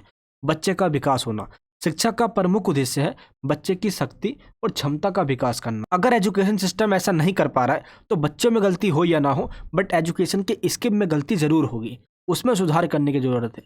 इसलिए जॉन डीवी कहता है कि एजुकेशन का मेन मकसद होना चाहिए बच्चों की पावर में, उसके सोचने की क्षमता में, क्रिएटिविटी में और प्रॉब्लम को सोल्व करने में उसकी एबिलिटी डेवलप होनी ही चाहिए। यही मेन मकसद है एजुकेशन का। नेक्स्ट पॉइंट में जॉन डीवी ने कहा है कि प्रजातांत्रिक व्यक्ति एवं समाज का सर्जन, यानी कि प्रत्येक व्यक्ति स्वतंत्र हो, एक दूसरे का सहयोग करे, प्रत्येक व्यक्ति को अपनी इच्छा पूरी करने का हक हो अपनी एबिलिटी के अकॉर्डिंग, और सभी में इक्वलिटी हो। तो एजुकेशन का मकसद ये होना चाहिए। एजुकेशन एक इंसान को दूसरे इंसान से लड़वाता नहीं है, मार काट करने को नहीं कहता। एजुकेशन तो प्रोस्पेरिटी लाना चाहता है, आपस में भाईचारा यानी फ्रेटर्निटी का माहौल बनाना चाहता है, मकसद ये हो। बट इसके ठीक अपोजिट होता है। इसलिए जॉन डेवी की विचारों की आलोचना भी की जाती है। किन आधारों पर? सबसे पहला पॉइंट है सत्य को स्थायी ना मानने में कठिनाइयाँ। जॉन डेवी ने सबसे बड़ी गलती ये कर दी, इसने ये कहा कि जो सच्चाई है वो टाइम टू टाइम चेंज होती रहती है। बट सच्चाई जो है वो तो है, अब वो चेंज कैसे होती रहेगी? इसी वजह से इसलिए सत्य को स्टेबल ना मानना, ये जॉन डेवी ने गलती करी, इस वजह से इसको क्रिटिसाइज किया जाता है। एंड इसके बाद सेकंड पॉइंट है जिसकी वजह से क्रिटिसाइज किया जाता है, वो क्या है? शिक्षा के किसी भी उद्देश्य की कमी, यानी कि एजुकेशन का कोई फिक्स पर्पज नहीं है। यानी कि जॉन डेवी ने ये कहा कि एजुकेशन का कोई स्पष्ट यानी कि फिक्स कोई पर्पज नहीं है, और इसी वजह से ये कहा इसने कि ये अपने आप में जीवन होता है। एजुकेशन तो बिल्कुल जीवन की तरह है, एजुकेशन का पर्पस फिक्स कर दिया जाए ऐसा हो ही नहीं सकता। इसी वजह से इसको क्रिटिसाइज किया जाता है। अगर स्कूल जाना कि अगर बच्चा कोई स्कूल जाता है तो उसका भी अपना कोई पर्पस ही होता है, इसलिए एजुकेशन का एक पर्पस होना चाहिए। इस पर्पस को डिफाइन ना करने की वजह से ही जॉन डेवी की आलोचना भी की जाती है। एंड थर्ड पॉइंट क्या है? व्यक्तिगत भिन्नता पर अत्यधिक जोर, यानी कि इसने इंडिविजुअल एक एक बच्चे पर ध्यान देने की बात कही है। इसके द्वारा ये कहा गया कि बच्चे को उसकी रुचि और झुकाव के अकॉर्डिंग उसको पढ़ाना चाहिए। अब मान लो कि दो स्टूडेंट्स हैं, एक को मैथमेटिक्स पसंद है और एक को सोशल साइंस पसंद है, तो हम दोनों को ही मैथमेटिक्स क्यों पढ़ाएं? जिसको मैथ्स पसंद है उसको मैथ्स पढ़ाया जाए, जिसको सोशल साइंस पसंद है उसको सोशल साइंस पढ़ाया जाए। जॉन डेवी का ये कहना था। बट थियोरेटिकल देखा जाए तो ये सुनने में बहुत अच्छा लग रहा है, लेकिन प्रैक्टिकल ऐसा नहीं है।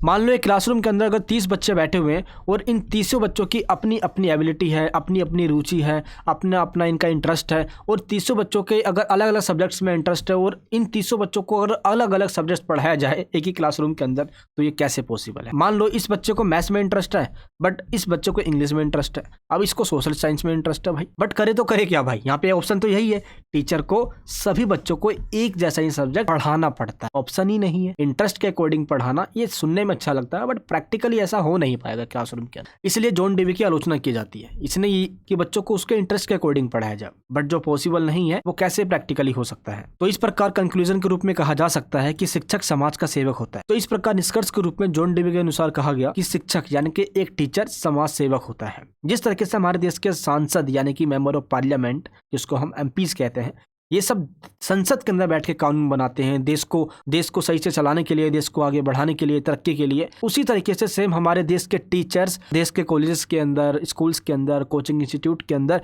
बच्चों की भविष्य बनाने के लिए, देश को आगे बढ़ाने के लिए, हमारे देश को विश्व गुरु बनाने के लिए अपनी पूरी मेहनत करते हैं। तो ऐसा नहीं है कि सिर्फ नेता ही समाज सेवक होता है, एक टीचर भी समाज सेवक होता है, जो स्कूल्स कॉलेज के अंदर भी रहकर समाज की सेवा ही कर रहा होता है, क्योंकि जिन बच्चों को वो बना रहा है ये समाज का एक हिस्सा है, और आगे चलकर ये देश की जब तरक्की करते हैं तो पूरे समाज पे, पूरी सोसाइटी पे इसका पॉजिटिव इम्पैक्ट होता है। तो इस प्रकार कहा जा सकता है कि एजुकेशन के द्वारा एक बच्चे की जो इंडिविजुअल पर्सनैलिटी इसको डेवलप किया जा सकता है और उसको एक जिम्मेदार नागरिक बनाया जा सकता है। तो स्कूल्स के अंदर भी लिबर्टी और इक्वलिटी का जो इम्पोर्टेंस है इसको बरकरार रखा जाए, ताकि हर एक बच्चा एजुकेशन को ले सके और जो कमियां हैं उसको भी टाइम टू टाइम ऑब्जर्व कर ठीक किया जा सके। तो निष्कर्ष के रूप में ये कहा जा सकता है। आई होप आपको ये क्वेश्चन समझ में आ गया होगा। चलिए बात करते हैं अपने हम नेक्स्ट क्वेश्चन की। नेक्स्ट क्वेश्चन है संस्कृति तथा समाज में अंतर स्पष्ट कीजिए तथा शिक्षा व संस्कृति का संबंध बताइए। साथ ही आपको इंग्लिश में भी बताना है, explain the difference between culture and civilization and also tell the relation between education and culture. तो सबसे पहले आपको इसमें यह बताना होगा कि संस्कृति और सभ्यता यानी कि कल्चर और सिविलाइजेशन का मतलब होता क्या है। अगर स्पेशली हम बात करें, संस्कृति मतलब जो हमारा कल्चर है, कल्चर का मतलब जो हमारा रहन सहन, खान पान का पूरा तरीका है, बट सभ्यता का मतलब भी यही होता है। बट इन दोनों में कुछ डिफरेंसेस होता है जो आपको यहाँ पे डिस्क्राइब करना है। पहले हम इन दोनों में डिफरेंसेस देखते हैं करके, देन हम चीज़ों को समझेंगे। ये देखिए, सभ्यता और संस्कृति में अंतर। देखिए, सभ्यता और संस्कृति में मौलिक अंतर यानी कि बहुत छोटा सा अंतर पाया जाता है, जहाँ पे सभ्यता का मतलब जीवन यापन सुख सुविधाओं से होता है, बल्कि संस्कृति का मतलब हमारे इंटरनल वस्तुओं से होता है। इंटरनल मतलब जैसे कि हमारा रिलीजन क्या है, हम किन ट्रेडिशन को फॉलो कर रहे हैं, हमारी परंपराएं क्या चली आ रही है, ये सारी हमारी संस्कृति, हमारे कल्चर का पार्ट होता है, जो हमारे रीति रिवाज चली आ रही है। बट सभ्यता मतलब हमारे खान पान, रहन सहन, जीवन यापन का पूरा तरीका होता है। तो इसके अंदर आपको सिंपल यही बताना है। तो इस चीज़ को डिफरेंस में दिया गया, ये शॉर्ट नोट्स में एग्जाम में आपके आ जाता है, जिसको मैंने यहाँ पे बताया हुआ है। तो ये बहुत इजी तरीके से बताया है यहाँ पे, और इन्हीं पॉइंट्स को आपको डिस्क्राइब करना है। सभ्यता की माप की जा सकती है बट संस्कृति की माप नहीं की जा सकती, क्योंकि एक जगह पे रहने वाले लोगों का जो खान पान है इसको देखा जा सकता है, बट उनकी संस्कृति कहाँ से कहाँ तक फैली हुई है इसको नहीं मापा जा सकता। इसलिए इन दोनों के बीच में डिफरेंस किया जाता है। इसके बाद जो नेक्स्ट डिफरेंसेस है, इसके अंदर ग्रीन के द्वारा अपनी डेफिनेशन दी गई है कि एक संस्कृति तभी सभ्यता बनती है जब उसके पास एक लिखित भाषा, दर्शन, विशेष तौर पर कुछ लोग हों जो डिवाइडेड हों। तो इस तरीके से रिटन लैंग्वेज होनी चाहिए, तभी जाके एक सभ्यता संस्कृति बन जाती है। और इसके बाद ग्रीन ने कहा है कि सभ्यता संस्कृति का अधिक जटिल तथा विकसित रूप है। दैट मीन्स सभ्यता संस्कृति का एक कॉम्प्लिकेटेड और एक डेवलप रूप होता है। आप देखोगे तो भारत की जो सबसे पुरानी सभ्यता है वो हड़प्पा सभ्यता है। हड़प्पन सिविलाइजेशन के अंदर भी लोग रहा करते थे, उनकी अपनी ही कल्चर थी, खान पान, रहन सहन, बोलचाल का तरीका था। दैट मीन्स उनकी जो लैंग्वेज थी वो आज तक हम नहीं समझ पाए हैं कि उनका लैंग्वेज क्या था। उनकी जो लिखावट थी वो आज तक हम नहीं पढ़ पाए, और आगे चल के हड़प्पा सिविलाइजेशन का डिक्लाइन यानी कि खत्म भी हो गया भाई। इसलिए अब नेक्स्ट जो यहाँ पे डिफरेंसेस वो क्या है, शिक्षा और संस्कृति में आपको संबंध बताना है। देखिए संस्कृति और शिक्षा में संबंध तो बहुत गहरा है, जो कि प्राचीन समय चला आ रहा है। प्रोफेसर ओटा के द्वारा यहाँ पे कहा गया है, हमने देखा है कि व्यक्तित्व यानी कि पर्सनैलिटी डेवलपमेंट करने के लिए संस्कृति का होना कितना जरूरी है। Culture exist within civilization, क्योंकि कल्चर जो है वो एक सिविलाइजेशन के अंदर एग्जिस्ट करता है, और जब हम एजुकेशन की बात कर रहे होते हैं तो हमारी कल्चर का भी इसके अंदर काफ़ी इफेक्ट होता है। तो इसमें कुछ पॉइंट्स बताए गए हैं, जैसे कि संस्कृति के हस्तांतरण में सहायता, यानी कि एक कल्चर का दूसरे कल्चर में किस तरीके से ट्रांसफॉर्मेशन हो रहा है। जब कुछ लोग किसी और जगह पे जाते हैं तो वो कहीं ना कहीं अपनी कल्चर को लेकर जाते हैं, ट्रांसफॉर्मेशन इससे आसानी से होता है।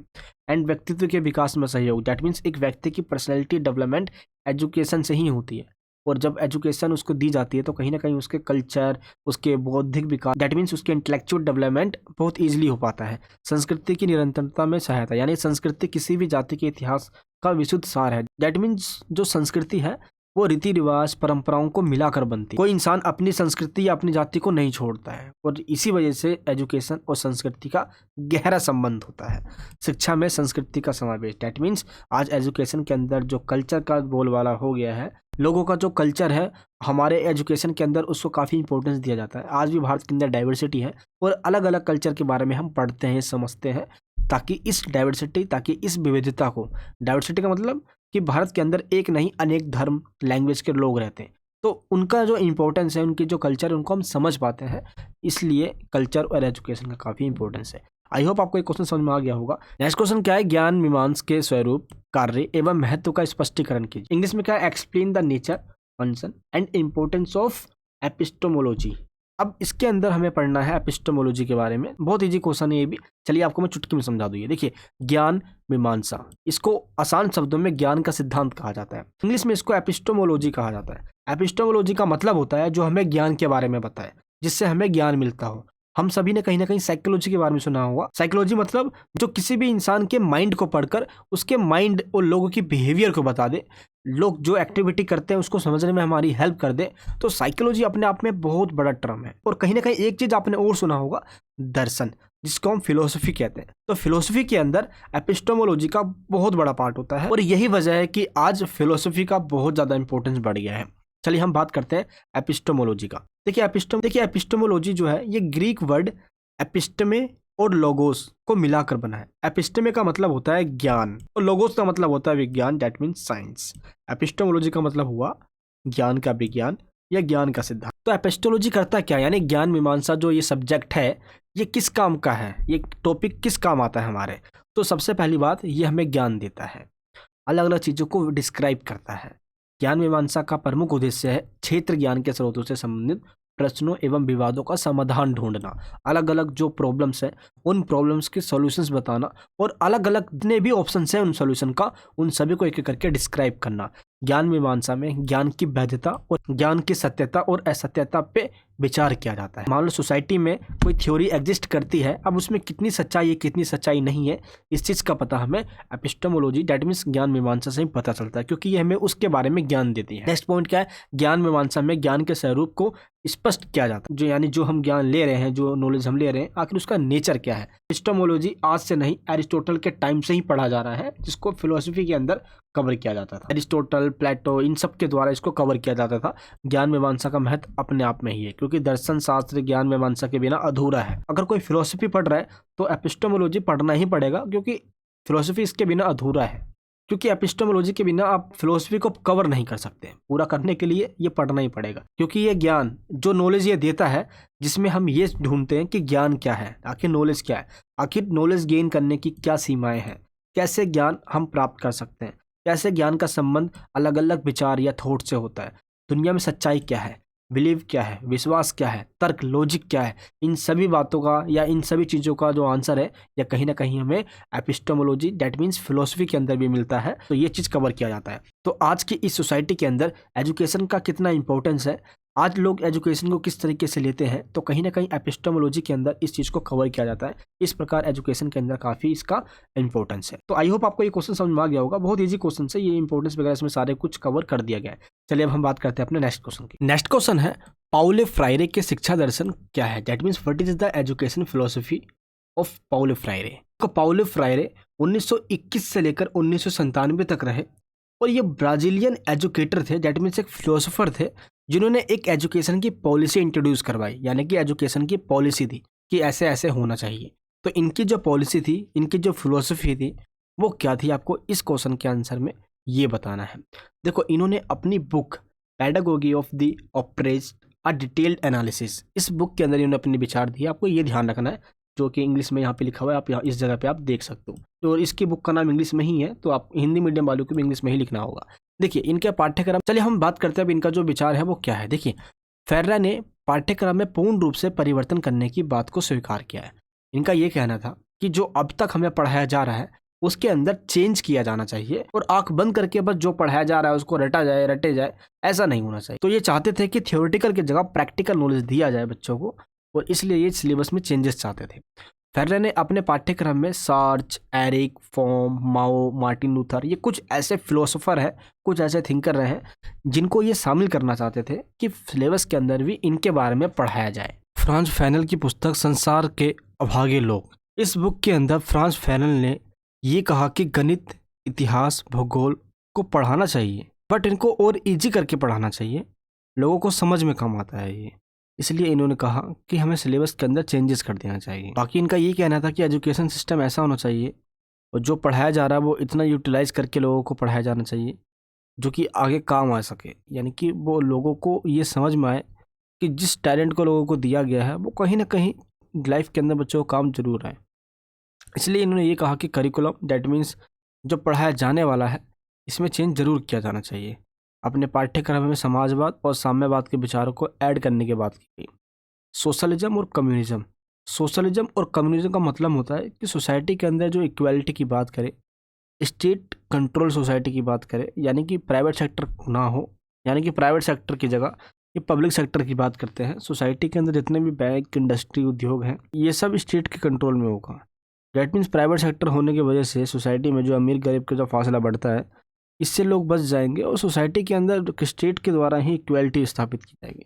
इसलिए समाजवाद और साम्यवाद का सपोर्ट करते हैं ये। फेर्रा के शिक्षण विधि की हम बात करते हैं। अब फेर्रा के द्वारा जो एजुकेशन मेथड दिया गया इसकी बात करते हैं हम। देखो, फेर्रा प्रभुत्व संपन्न लोगों के विरोधी था, क्योंकि ये कार्ल मार्क्स से प्रभावित, कार्ल मार्क्स ने ही समाजवाद और साम्यवाद का कॉन्सेप्ट दिया था। तो फेर्रा चाहता था कि दुनिया भर के अंदर जो अमीर लोग हैं, इन्हीं लोगों ने एक्सप्लोटेशन को बरकरार रखा हुआ। एक्सप्लोटेशन बोले तो शोषण। फेर्रा के अनुसार साक्षरता का कोई अर्थ तभी है जब निरक्षर व्यक्ति दुनिया में अपनी स्थिति, अपने काम और इस दुनिया में बदलाव लाने की क्षमता लेकर सोचने लगे। यानी कि अब फेर्रा यहाँ पे ये कहता है कि जब तक एक इंसान के अंदर एबिलिटी या कोई ऐसी स्किल पैदा ना हो जाए जिससे कि वो अपने आप को बदल सके, जब तक इस एजुकेशन का कोई मकसद नहीं है। इसलिए फेर्रा के द्वारा कहा गया कि आवश्यकता पूर्ति के लिए साधन का ज्ञान होना बहुत जरूरी है, तभी एक इंसान का विकास हो सकता है। कि समाज में प्रत्येक कार्य का संपादन एक निश्चित स्तर तक होता रहता है। जैसे सोसाइटी के अंदर अलग अलग काम एक इंसान नहीं कर सकता। एग्जाम्पल के लिए मान लो कि घर बनाना है, तो कोई दीवार खड़ी करेगा, तो कोई फर्श का काम करेगा, कोई छत बनाएगा, वायरिंग करेगा, फिटिंग करेगा, प्लम्बर का कोई काम करेगा, अलग अलग काम करेगा, बट एक ही बंदा ये सारे काम नहीं कर सकता। अब एक ही बंदा वो सारे काम कर लेगा, मान लो मिस्त्री का काम भी कर रहा है, वो इलेक्ट्रीशियन का भी काम कर रहा है एंड प्लम्बर का भी काम कर रहा है, तो ऐसे कैसे काम चलेगा? यानी काम तो बिगड़ेगा। इसलिए जिसको जो काम आता है उसको वही करना चाहिए। इसलिए एजुकेशन उस तरीके से देना चाहिए जिसको वो जो पसंद है। अगर ज़बरदस्ती पढ़ाएंगे तो आगे चल के ये उसी को ख़राब ही करेगा, बट वो सीख नहीं पाएगा कुछ। इसलिए इस प्रकार के सामान्य योग्यता वाले व्यक्तियों को अलग अलग पहले हमें चीज़ों को पढ़ाना चाहिए ताकि उनके अंदर स्किल डेवलप हो सके। एंड एजुकेशन के अंदर इंडस्ट्रियल ट्रेनिंग देना चाहिए ताकि और स्किल ओरिएंटेड हमारे पास कोर्स आ सके। ये फेर्रा की एजुकेशन पॉलिसी के तहत बताया गया है। फेर्रा का मानना यह था कि स्वार्थ से व्यक्ति इतना ग्रसित हो चुका है, इस टाइम इतना डूब चुका है अपने स्वार्थ में कि वो किसी दूसरे को क्षति पहुंचाने में भी बिल्कुल भी नहीं शर्माता। बल्कि एजुकेशन का मकसद भाईचारा और फ्रेटर्निटी और प्रोस्पेरिटी होना चाहिए, जिससे समाज में खुशहाली आए। बट कुछ लोग या अपने आप को सुप्रीम रखने के लिए, अपने सिंबल, अपने स्टेटस को सबसे ऊपर रखने के लिए समाज के दूसरे लोगों को नीचा दिखाने की पूरी कोशिश करते हैं। समाजवाद और पूंजीवाद दोनों की कल्पना आर्थिक मनुष्य की कल्पना है। दैट मीन जो व्यर्थ और काम को फेर्रा यहाँ पे कहते हैं कि मानवतावाद यानी कि ह्यूमैनिटीज़म। तो फेर्रा यहाँ पे कहते हैं कि समाजवाद पूंजीवाद की जगह पे हमें ज़्यादा फोकस मानवतावाद पे करना चाहिए, ह्यूमैनिटेरियन आइडियोलॉजी पे हमें करना चाहिए, जिससे कि एक इंसान, एक इंडिविजुअल, एक इंसान की जो इंपॉर्टेंस है वो समझा जा सके, ताकि उसकी जो एबिलिटी है, उसकी जो स्किल है वो बाहर निकल आ सके। फेर्रा ने मानवतावाद पर ध्यान केंद्रित किया है। मानवतावाद का सिंपल यहाँ पे यह है कि चाहे वो मजदूर हो या किसान का लड़का हो, उसको भी पढ़ने की पूरी आज़ादी है और पढ़ने की पूरी सुविधा दी जाए ताकि वो भी स्किल डेवलप अपना कर सके। बाकी आज के युग में औद्योगिकरण का युग है, इंडस्ट्रियल चीज़ों को सीखना लोग ज़्यादा पसंद करते हैं, इसलिए एजुकेशन के अंदर इन चीज़ों का जरूर शामिल किया जाए। तो ये हमारा पूरा क्वेश्चन रहा। बाकी फेरस की जो पेडागोगी सिस्टम रही, इसके कुछ फीचर्स हैं जो इंग्लिश में दिए गए हैं लाइन टू लाइन। जैसे फर्स्ट पॉइंट है एजुकेशन फॉर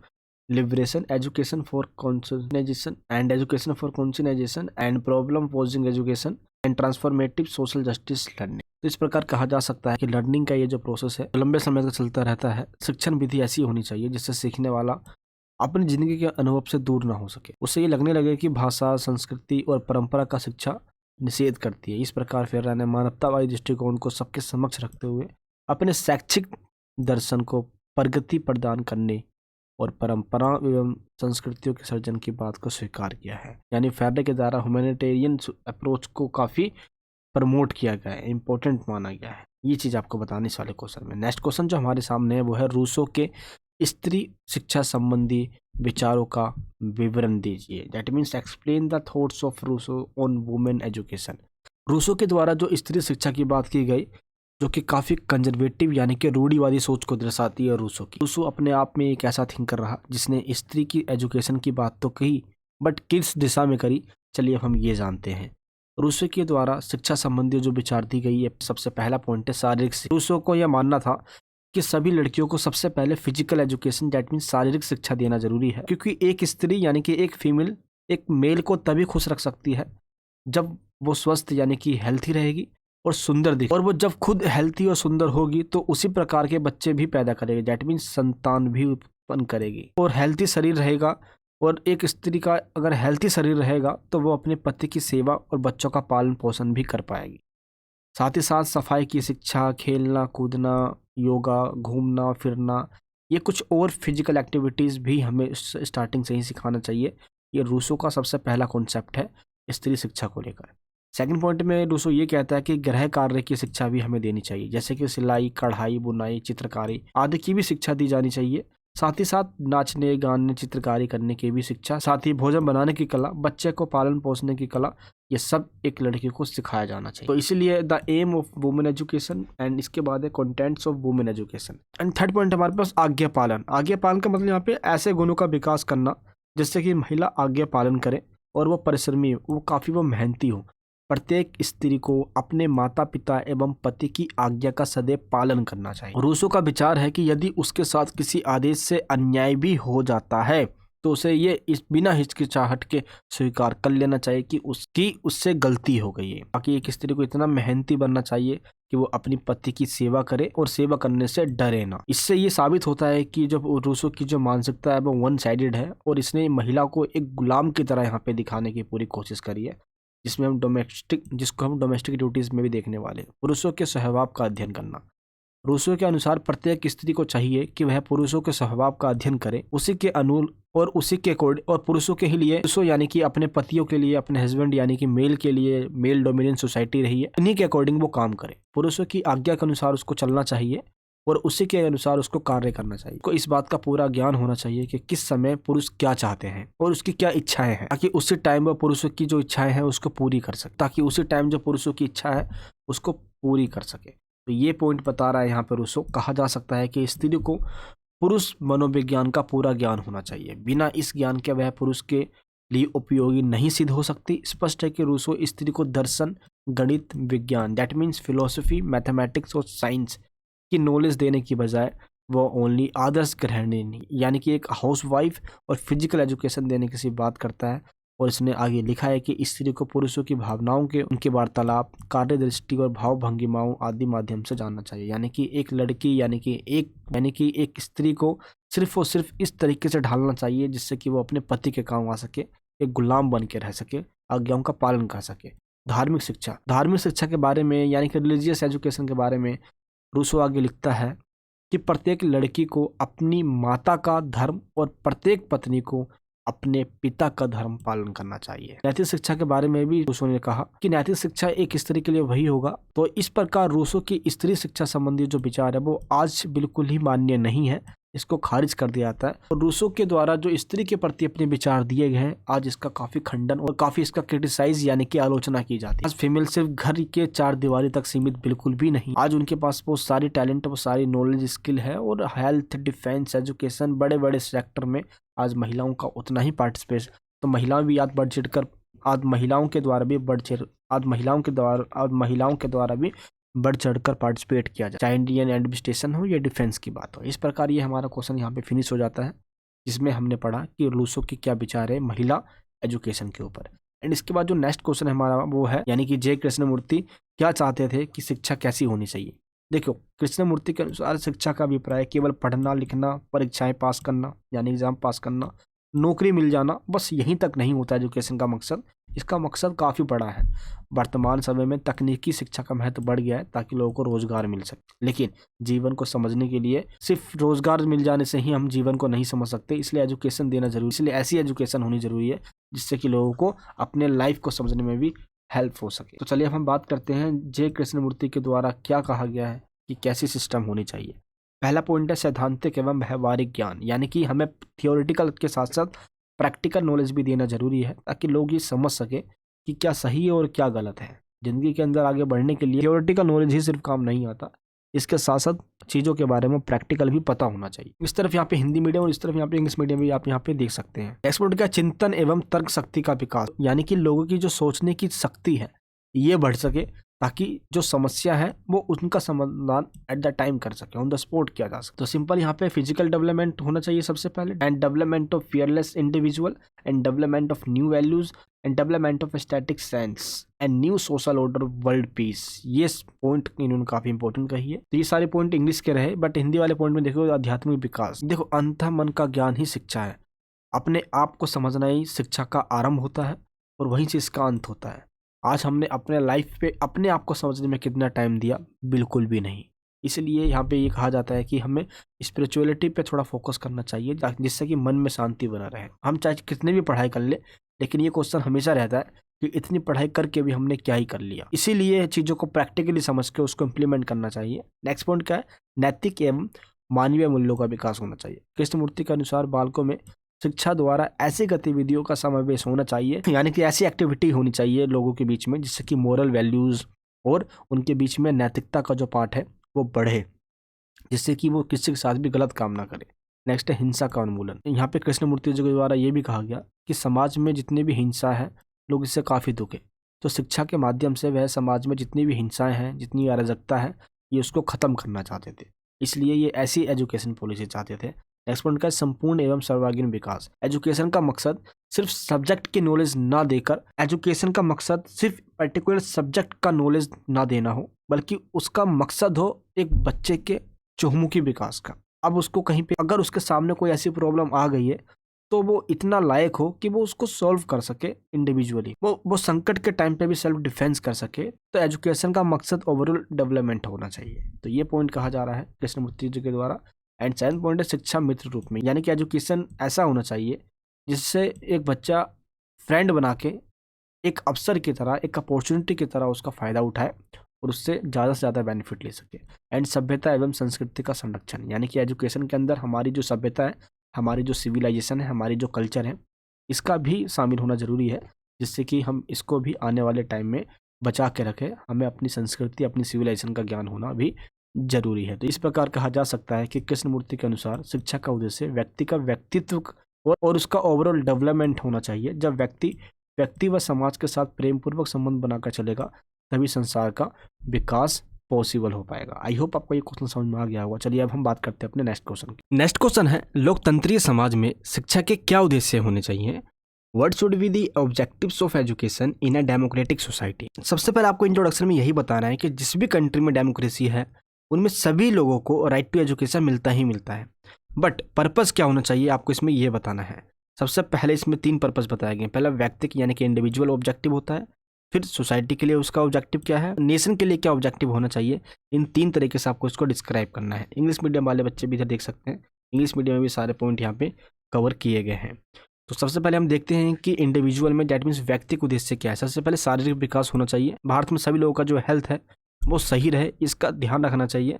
एजुकेशन में ही इन चीज़ों को शामिल किया जाना चाहिए, जिसमें फिजिकल एजुकेशन स्टार्टिंग से ही योगा व्यायाम जैसी चीज़ों को शामिल किया जाना चाहिए। स्कूल में एक अलग से पीरियड होना चाहिए इनके लिए और ये कंपलसरी कर देना चाहिए, इसके लिए कोई ऑप्शन नहीं हो। मानसिक विकास का भी उद्देश्य होना चाहिए अलग से। एजुकेशन का मकसद लोगों की मेंटली डेवलपमेंट होना चाहिए, तभी एक हमारा देश मजबूत बन सकता है, तरक्की कर सकता है। चारित्रिक यानी कि लोगों का एक अच्छा व्यवहार बन सके, स्पिरिचुअलिटी का डेवलपमेंट हो सके, व्यक्तित्व का सर्वांगीण विकास हो सके, साथ ही एक व्यक्ति अपने आप पे डिपेंडेंट बन सके, इसका स्पेशल ध्यान रखना है। तो लोकतंत्र के अंदर ये ऑब्जेक्टिव्स होना कंपलसरी है। एंड इसके बाद है समाज संबंधी उद्देश्य, यानी कि समाज पे क्या इम्पैक्ट पड़े। देखिए जब समाज की बात आती है तो वहाँ पे समाजवाद की बात आती है। समाजवाद जिसको हम सोशलिज्म के नाम से जानते हैं, इसका मकसद होता है सोसाइटी के अंदर इक्वलिटी स्थापित करना, जिसमें जो भी डिस्क्रिमिनेशन हो रहा है या अमीर गरीब का जो फासला है उसको मिटाकर समाज में सभी सुखी के साथ रह सके, एक जैसी समान सुविधा पा सके बिना किसी भेदभाव के। इसलिए समाज में सबसे पहला इसका ऑब्जेक्टिव होना चाहिए समाजवादी समाज, यानी कि सोशलिज्म सोसाइटी। सेकंड पॉइंट है समाज के अंदर सामाजिक दायित्वों के प्रति जागरूकता एवं क्रियाशीलता हो। समाज में जो रिस्पॉन्सिबिलिटी है इसका सही से पालन किया जा रहा हो, इस चीज़ का स्पेशल ध्यान रखना चाहिए और लोगों में अवेयरनेस फैलाना चाहिए। नेक्स्ट, जन शिक्षा की व्यवस्था, लोगों को जागरूक करना। पॉलिटिक्स की या देश की तरक्की के लिए वो सारी जानकारी घर घर तक लोगों को पहुंचानी चाहिए और टोटली ट्रांसपेरेंसी के साथ, ताकि किसी का भी मैनिपुलेशन ना हो, क्योंकि डेमोक्रेसी के अंदर सभी को सूचना पाने का अधिकार बिल्कुल स्वतंत्र रूप से होता है और ये पाने के लिए जनता बिल्कुल ही आज़ाद है और जो भी इन्फॉर्मेशन चाहे सरकार से वो ले सकती है, सरकार की गलत चीज़ों का भी क्रिटिसाइज कर सकती है। जनता को जागरूक शिक्षा के द्वारा किया जा सकता है और ये मेन ऑब्जेक्टिव होना चाहिए। नेक्स्ट है नेतृत्व के गुणों का विकास होना चाहिए। लोगों के अंदर लीडरशिप करने की क्वालिटीज़ होना चाहिए ताकि एक ग्रुप को वो सही राह दिखा सके। नेक्स्ट, माध्यमिक शिक्षा आयोग ने इस उद्देश्य की आवश्यकता पर प्रकाश डालते हुए लिखा है कि लोकतंत्रीय भारत में शिक्षा का महत्वपूर्ण उद्देश्य है व्यक्तियों के गुणों का डेवलपमेंट करना। आज एक व्यक्ति के अंदर क्या क्या एबिलिटी है, उसके अंदर क्या क्या ऐसी क्वालिटीज़ है, उसके अंदर क्या ऐसी योग्यता है जो देश के काम आ सकती है, इसका स्पेशल ध्यान रखा जाना चाहिए और ऐसे कुछ एक्टिविटीज़ हो जिससे कि जो हिडन टैलेंट है वो भी बाहर निकल कर आए। चलिए अब इसके बाद बात करते हैं राष्ट्र यानी कि नेशन से रिलेटेड जो भी ऑब्जेक्टिव है। सबसे पहले राष्ट्रीय एकता का विकास हो, यानी कि इंटीग्रेशन बने रहे हमारे देश के अंदर, लोग इंटीग्रेटेड रहे आपस में एक दूसरे से। नेक्स्ट है कुशल नागरिकता का प्रशिक्षण हो, यानी कि लोकतंत्र में शिक्षा का उद्देश्य नागरिकों को ट्रेनिंग देना भी है, जिससे कि लोकतंत्र का बेहतर, ताकि लोकतंत्र को बेहतर दिशा दिखाया जा सके और लोकतंत्र में रहते हुए लोग अपना विकास भी कर सकें। तो इस प्रकार कहा जा सकता है कि लोकतंत्र के अंदर एजुकेशनल राइट्स का अपने आप में बहुत ज़्यादा इंपॉर्टेंस है और लोगों का ये पूरा ही अधिकार है। सारे पॉइंट्स यहाँ पे इंग्लिश में दिए गए हैं, ये चीज़ आप यहाँ पे आप देख सकते हो। एजुकेशन फॉर लिटरेसी कंक्लूजन भी यहाँ पे मेंशन है। अब इसके बाद सबसे एंड में आता है हमारा शॉर्ट नोट। शॉर्ट नोट्स में सबसे पहला हार्वर्ड स्पेंसर के द्वारा एजुकेशन पॉलिसी दी गई थी, एजुकेशन का प्रिंसिपल दिया गया था, उसका प्रिंसिपल यहाँ पे दिया गया है। वो क्या है? सबसे पहले हमें सरल एजुकेशन देना है। हार्वर्ड स्पेंसर के द्वारा कहा गया कि सबसे पहले हमें सरल यानी कि आसान चीज़ें सिखाना है, देन कॉम्प्लिकेटेड पे जाना है। सेकंड पॉइंट में कहा गया पहले हमें उन चीज़ों को उठाना है जो लोगों को पहले से ही पता है, जिससे कि उनका कॉन्फिडेंस थोड़ा बढ़े। देन हमें उन चीज़ों को बताना है जो लोगों को अब तक पता नहीं है। एंड थर्ड पॉइंट में पहले हमें छोटी चीज़ों फिर बड़ी चीज़ों पे जाना चाहिए।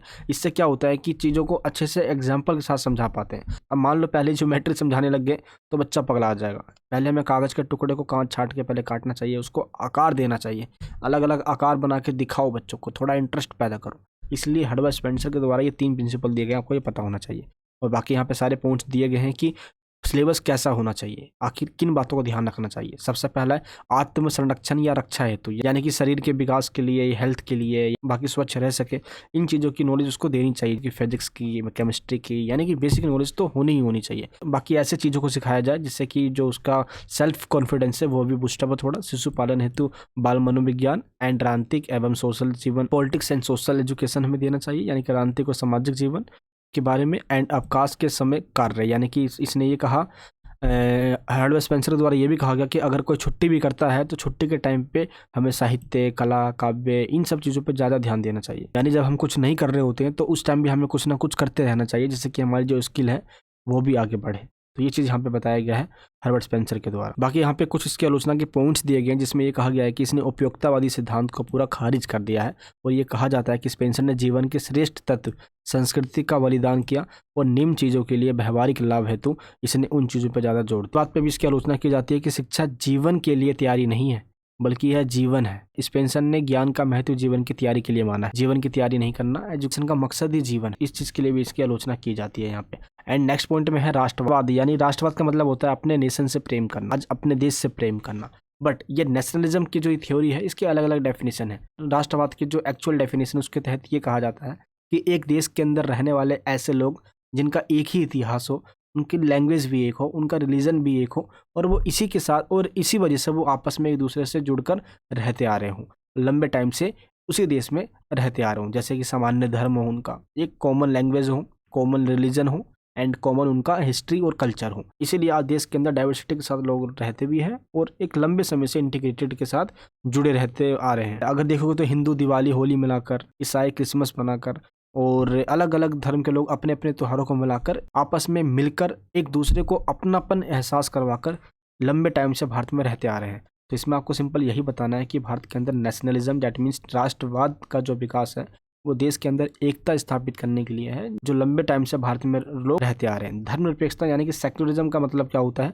सेक्युलरिज्म का मतलब होता है भारत के अंदर एक नहीं अनेक धर्म के लोग हैं, बट स्टेट यानी कि जो भारत देश है इसका कोई धर्म नहीं है, कोई एक इंडिविजुअल धर्म को स्टेट के द्वारा कोई प्रमोट नहीं किया जाएगा। भारत सरकार यानी कि भारत के नज़रों में सभी धर्म एक समान है। ऐसा नहीं है कि सिर्फ एक ही धर्म को प्रमोट किया जाए, बाकी धर्म को दरकिनार कर दिया जाए।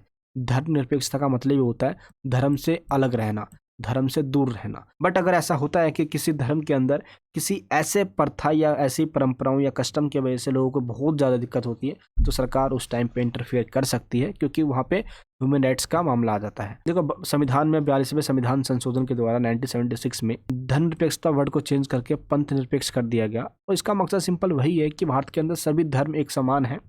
स्टेट का अपना कोई धर्म नहीं होगा, बिना किसी जाति धर्म के भेदभाव के सभी को इक्वल अपॉर्चुनिटी दी गई है। और आप देखोगे तो अब आज़ादी के टाइम से भारत के अंदर सभी को सेक्युलरिज्म का कॉन्सेप्ट दिया गया। भारत आज़ादी के टाइम से ही एक सेक्युलर कंट्री बना और पूरी दुनिया भर के अंदर सबसे बड़ा एक सेक्युलर कंट्री के रूप में भारत जाना जाता है, यानी कि धर्म निरपेक्ष, सभी धर्मों का सम्मान। इसके बाद है शिक्षा, संस्कृति व ज्ञान दोनों के लिए, यानी कि शिक्षा और संस्कृति व ज्ञान दोनों के लिए, यानी कि अगर आप देखोगे तो एजुकेशन कल्चर दोनों का कॉम्बिनेशन ही एक अच्छा कॉम्बिनेशन माना जाता है जिससे हम सही एजुकेशन प्राप्त कर सकते हैं। तो ये कुछ शॉर्ट नोट्स है जो आपके एग्जाम्स के पर्पज से काफ़ी इंपॉर्टेंट है। इस प्रकार मैंने जितने भी आपको इंपॉर्टेंट क्वेश्चंस बताए हैं एंड आपको शॉर्ट नोट्स बताया है, इन सभी को आप प्लीज़ डाउनलोड जरूर कर लेना। इसकी नोट्स के लिंक नीचे वीडियो के डिस्क्रिप्शन बॉक्स में दिया गया है। इस वीडियो को देख लेने के बाद अगर आपने एक बार इस नोट्स को पढ़ डाला तो सच बताता हूँ लाइव झिंगा लाला। तो इस प्रकार हमारे सारे क्वेश्चन यहाँ पे खत्म हो जाते हैं। आई होप आपको जितने भी क्वेश्चन बताए हैं ये समझ में आ गए होंगे। इंपॉर्टेंट क्वेश्चंस विद आंसर के साथ डाउनलोड करने की लिंक इस वीडियो को डिस्क्रिप्शन बॉक्स में दिया गया है। जैसे आप उस लिंक पे क्लिक करोगे आपके सामने ये वेबसाइट ओपन हो जाएगी। यहाँ पे लिस्ट है हिंदी मीडियम और इस तरफ है इंग्लिश मीडियम। मान लो आपके पास जो एजुकेशन है आप इस पर क्लिक कीजिए और सिंपल नोट्स को डाउनलोड कर लीजिए। मार्केट में जाओगे कोई बुक लेकर आओगे वो भी इतनी महंगी, उसके बाद उसमें सेलेक्टेड क्वेश्चन नहीं होंगे। हमारे नोट्स की खासियत ये होती है कि ये इस प्राइस में आपको सिर्फ उतने ही क्वेश्चन दिया जाता है जो आपके एग्जाम में आ जाए, और इस नोट्स को इतनी ईजी वे में बनाया जाता है जो आपको ईजिली समझ में भी आ जाए, टू द पॉइंट्स में, और वो उन सारे फॉर्मेट का ध्यान रखा जाता है जो मैंने आपको स्टार्टिंग में बताया था कि इस तरीके से आंसर को लिखना चाहिए। और इस नोट्स को जरूर डाउनलोड कर लेना, लिंक नीचे डिस्क्रिप्शन बॉक्स में है। आपके एग्जाम में इसी में से सारा क्वेश्चन आएगा, इससे बाहर आपको कुछ भी नहीं पढ़ना। साथ ही आपको इसमें सभी सब्जेक्ट्स के नोट्स मिल जाएंगे, इनको प्लीज़ डाउनलोड कर लेना। वीडियो कैसे लगी नीचे मुझे कमेंट बॉक्स में बताना। अगर चैनल पर नहीं हो तो प्लीज़ सब्सक्राइब करके बेल आइकन ऑन करना। ऐसे वीडियोस को बनाने में मुझे बहुत मेहनत लगती है। इस वीडियो को अपने फ्रेंड्स तक शेयर करना ताकि उनका भी फायदा हो, इसलिए फीडबैक देना बिल्कुल मत भूलना, और इस वीडियो को अपने सभी फ्रेंड्स तक शेयर करना ताकि उनका भी फायदा हो। मेरा मकसद एजुकेशन सब तक पहुंचना चाहिए। मैं मिलूंगा आपसे नेक्स्ट वीडियो के अंदर। अपना प्यार बनाए रखना। जय हिंद, जय भारत।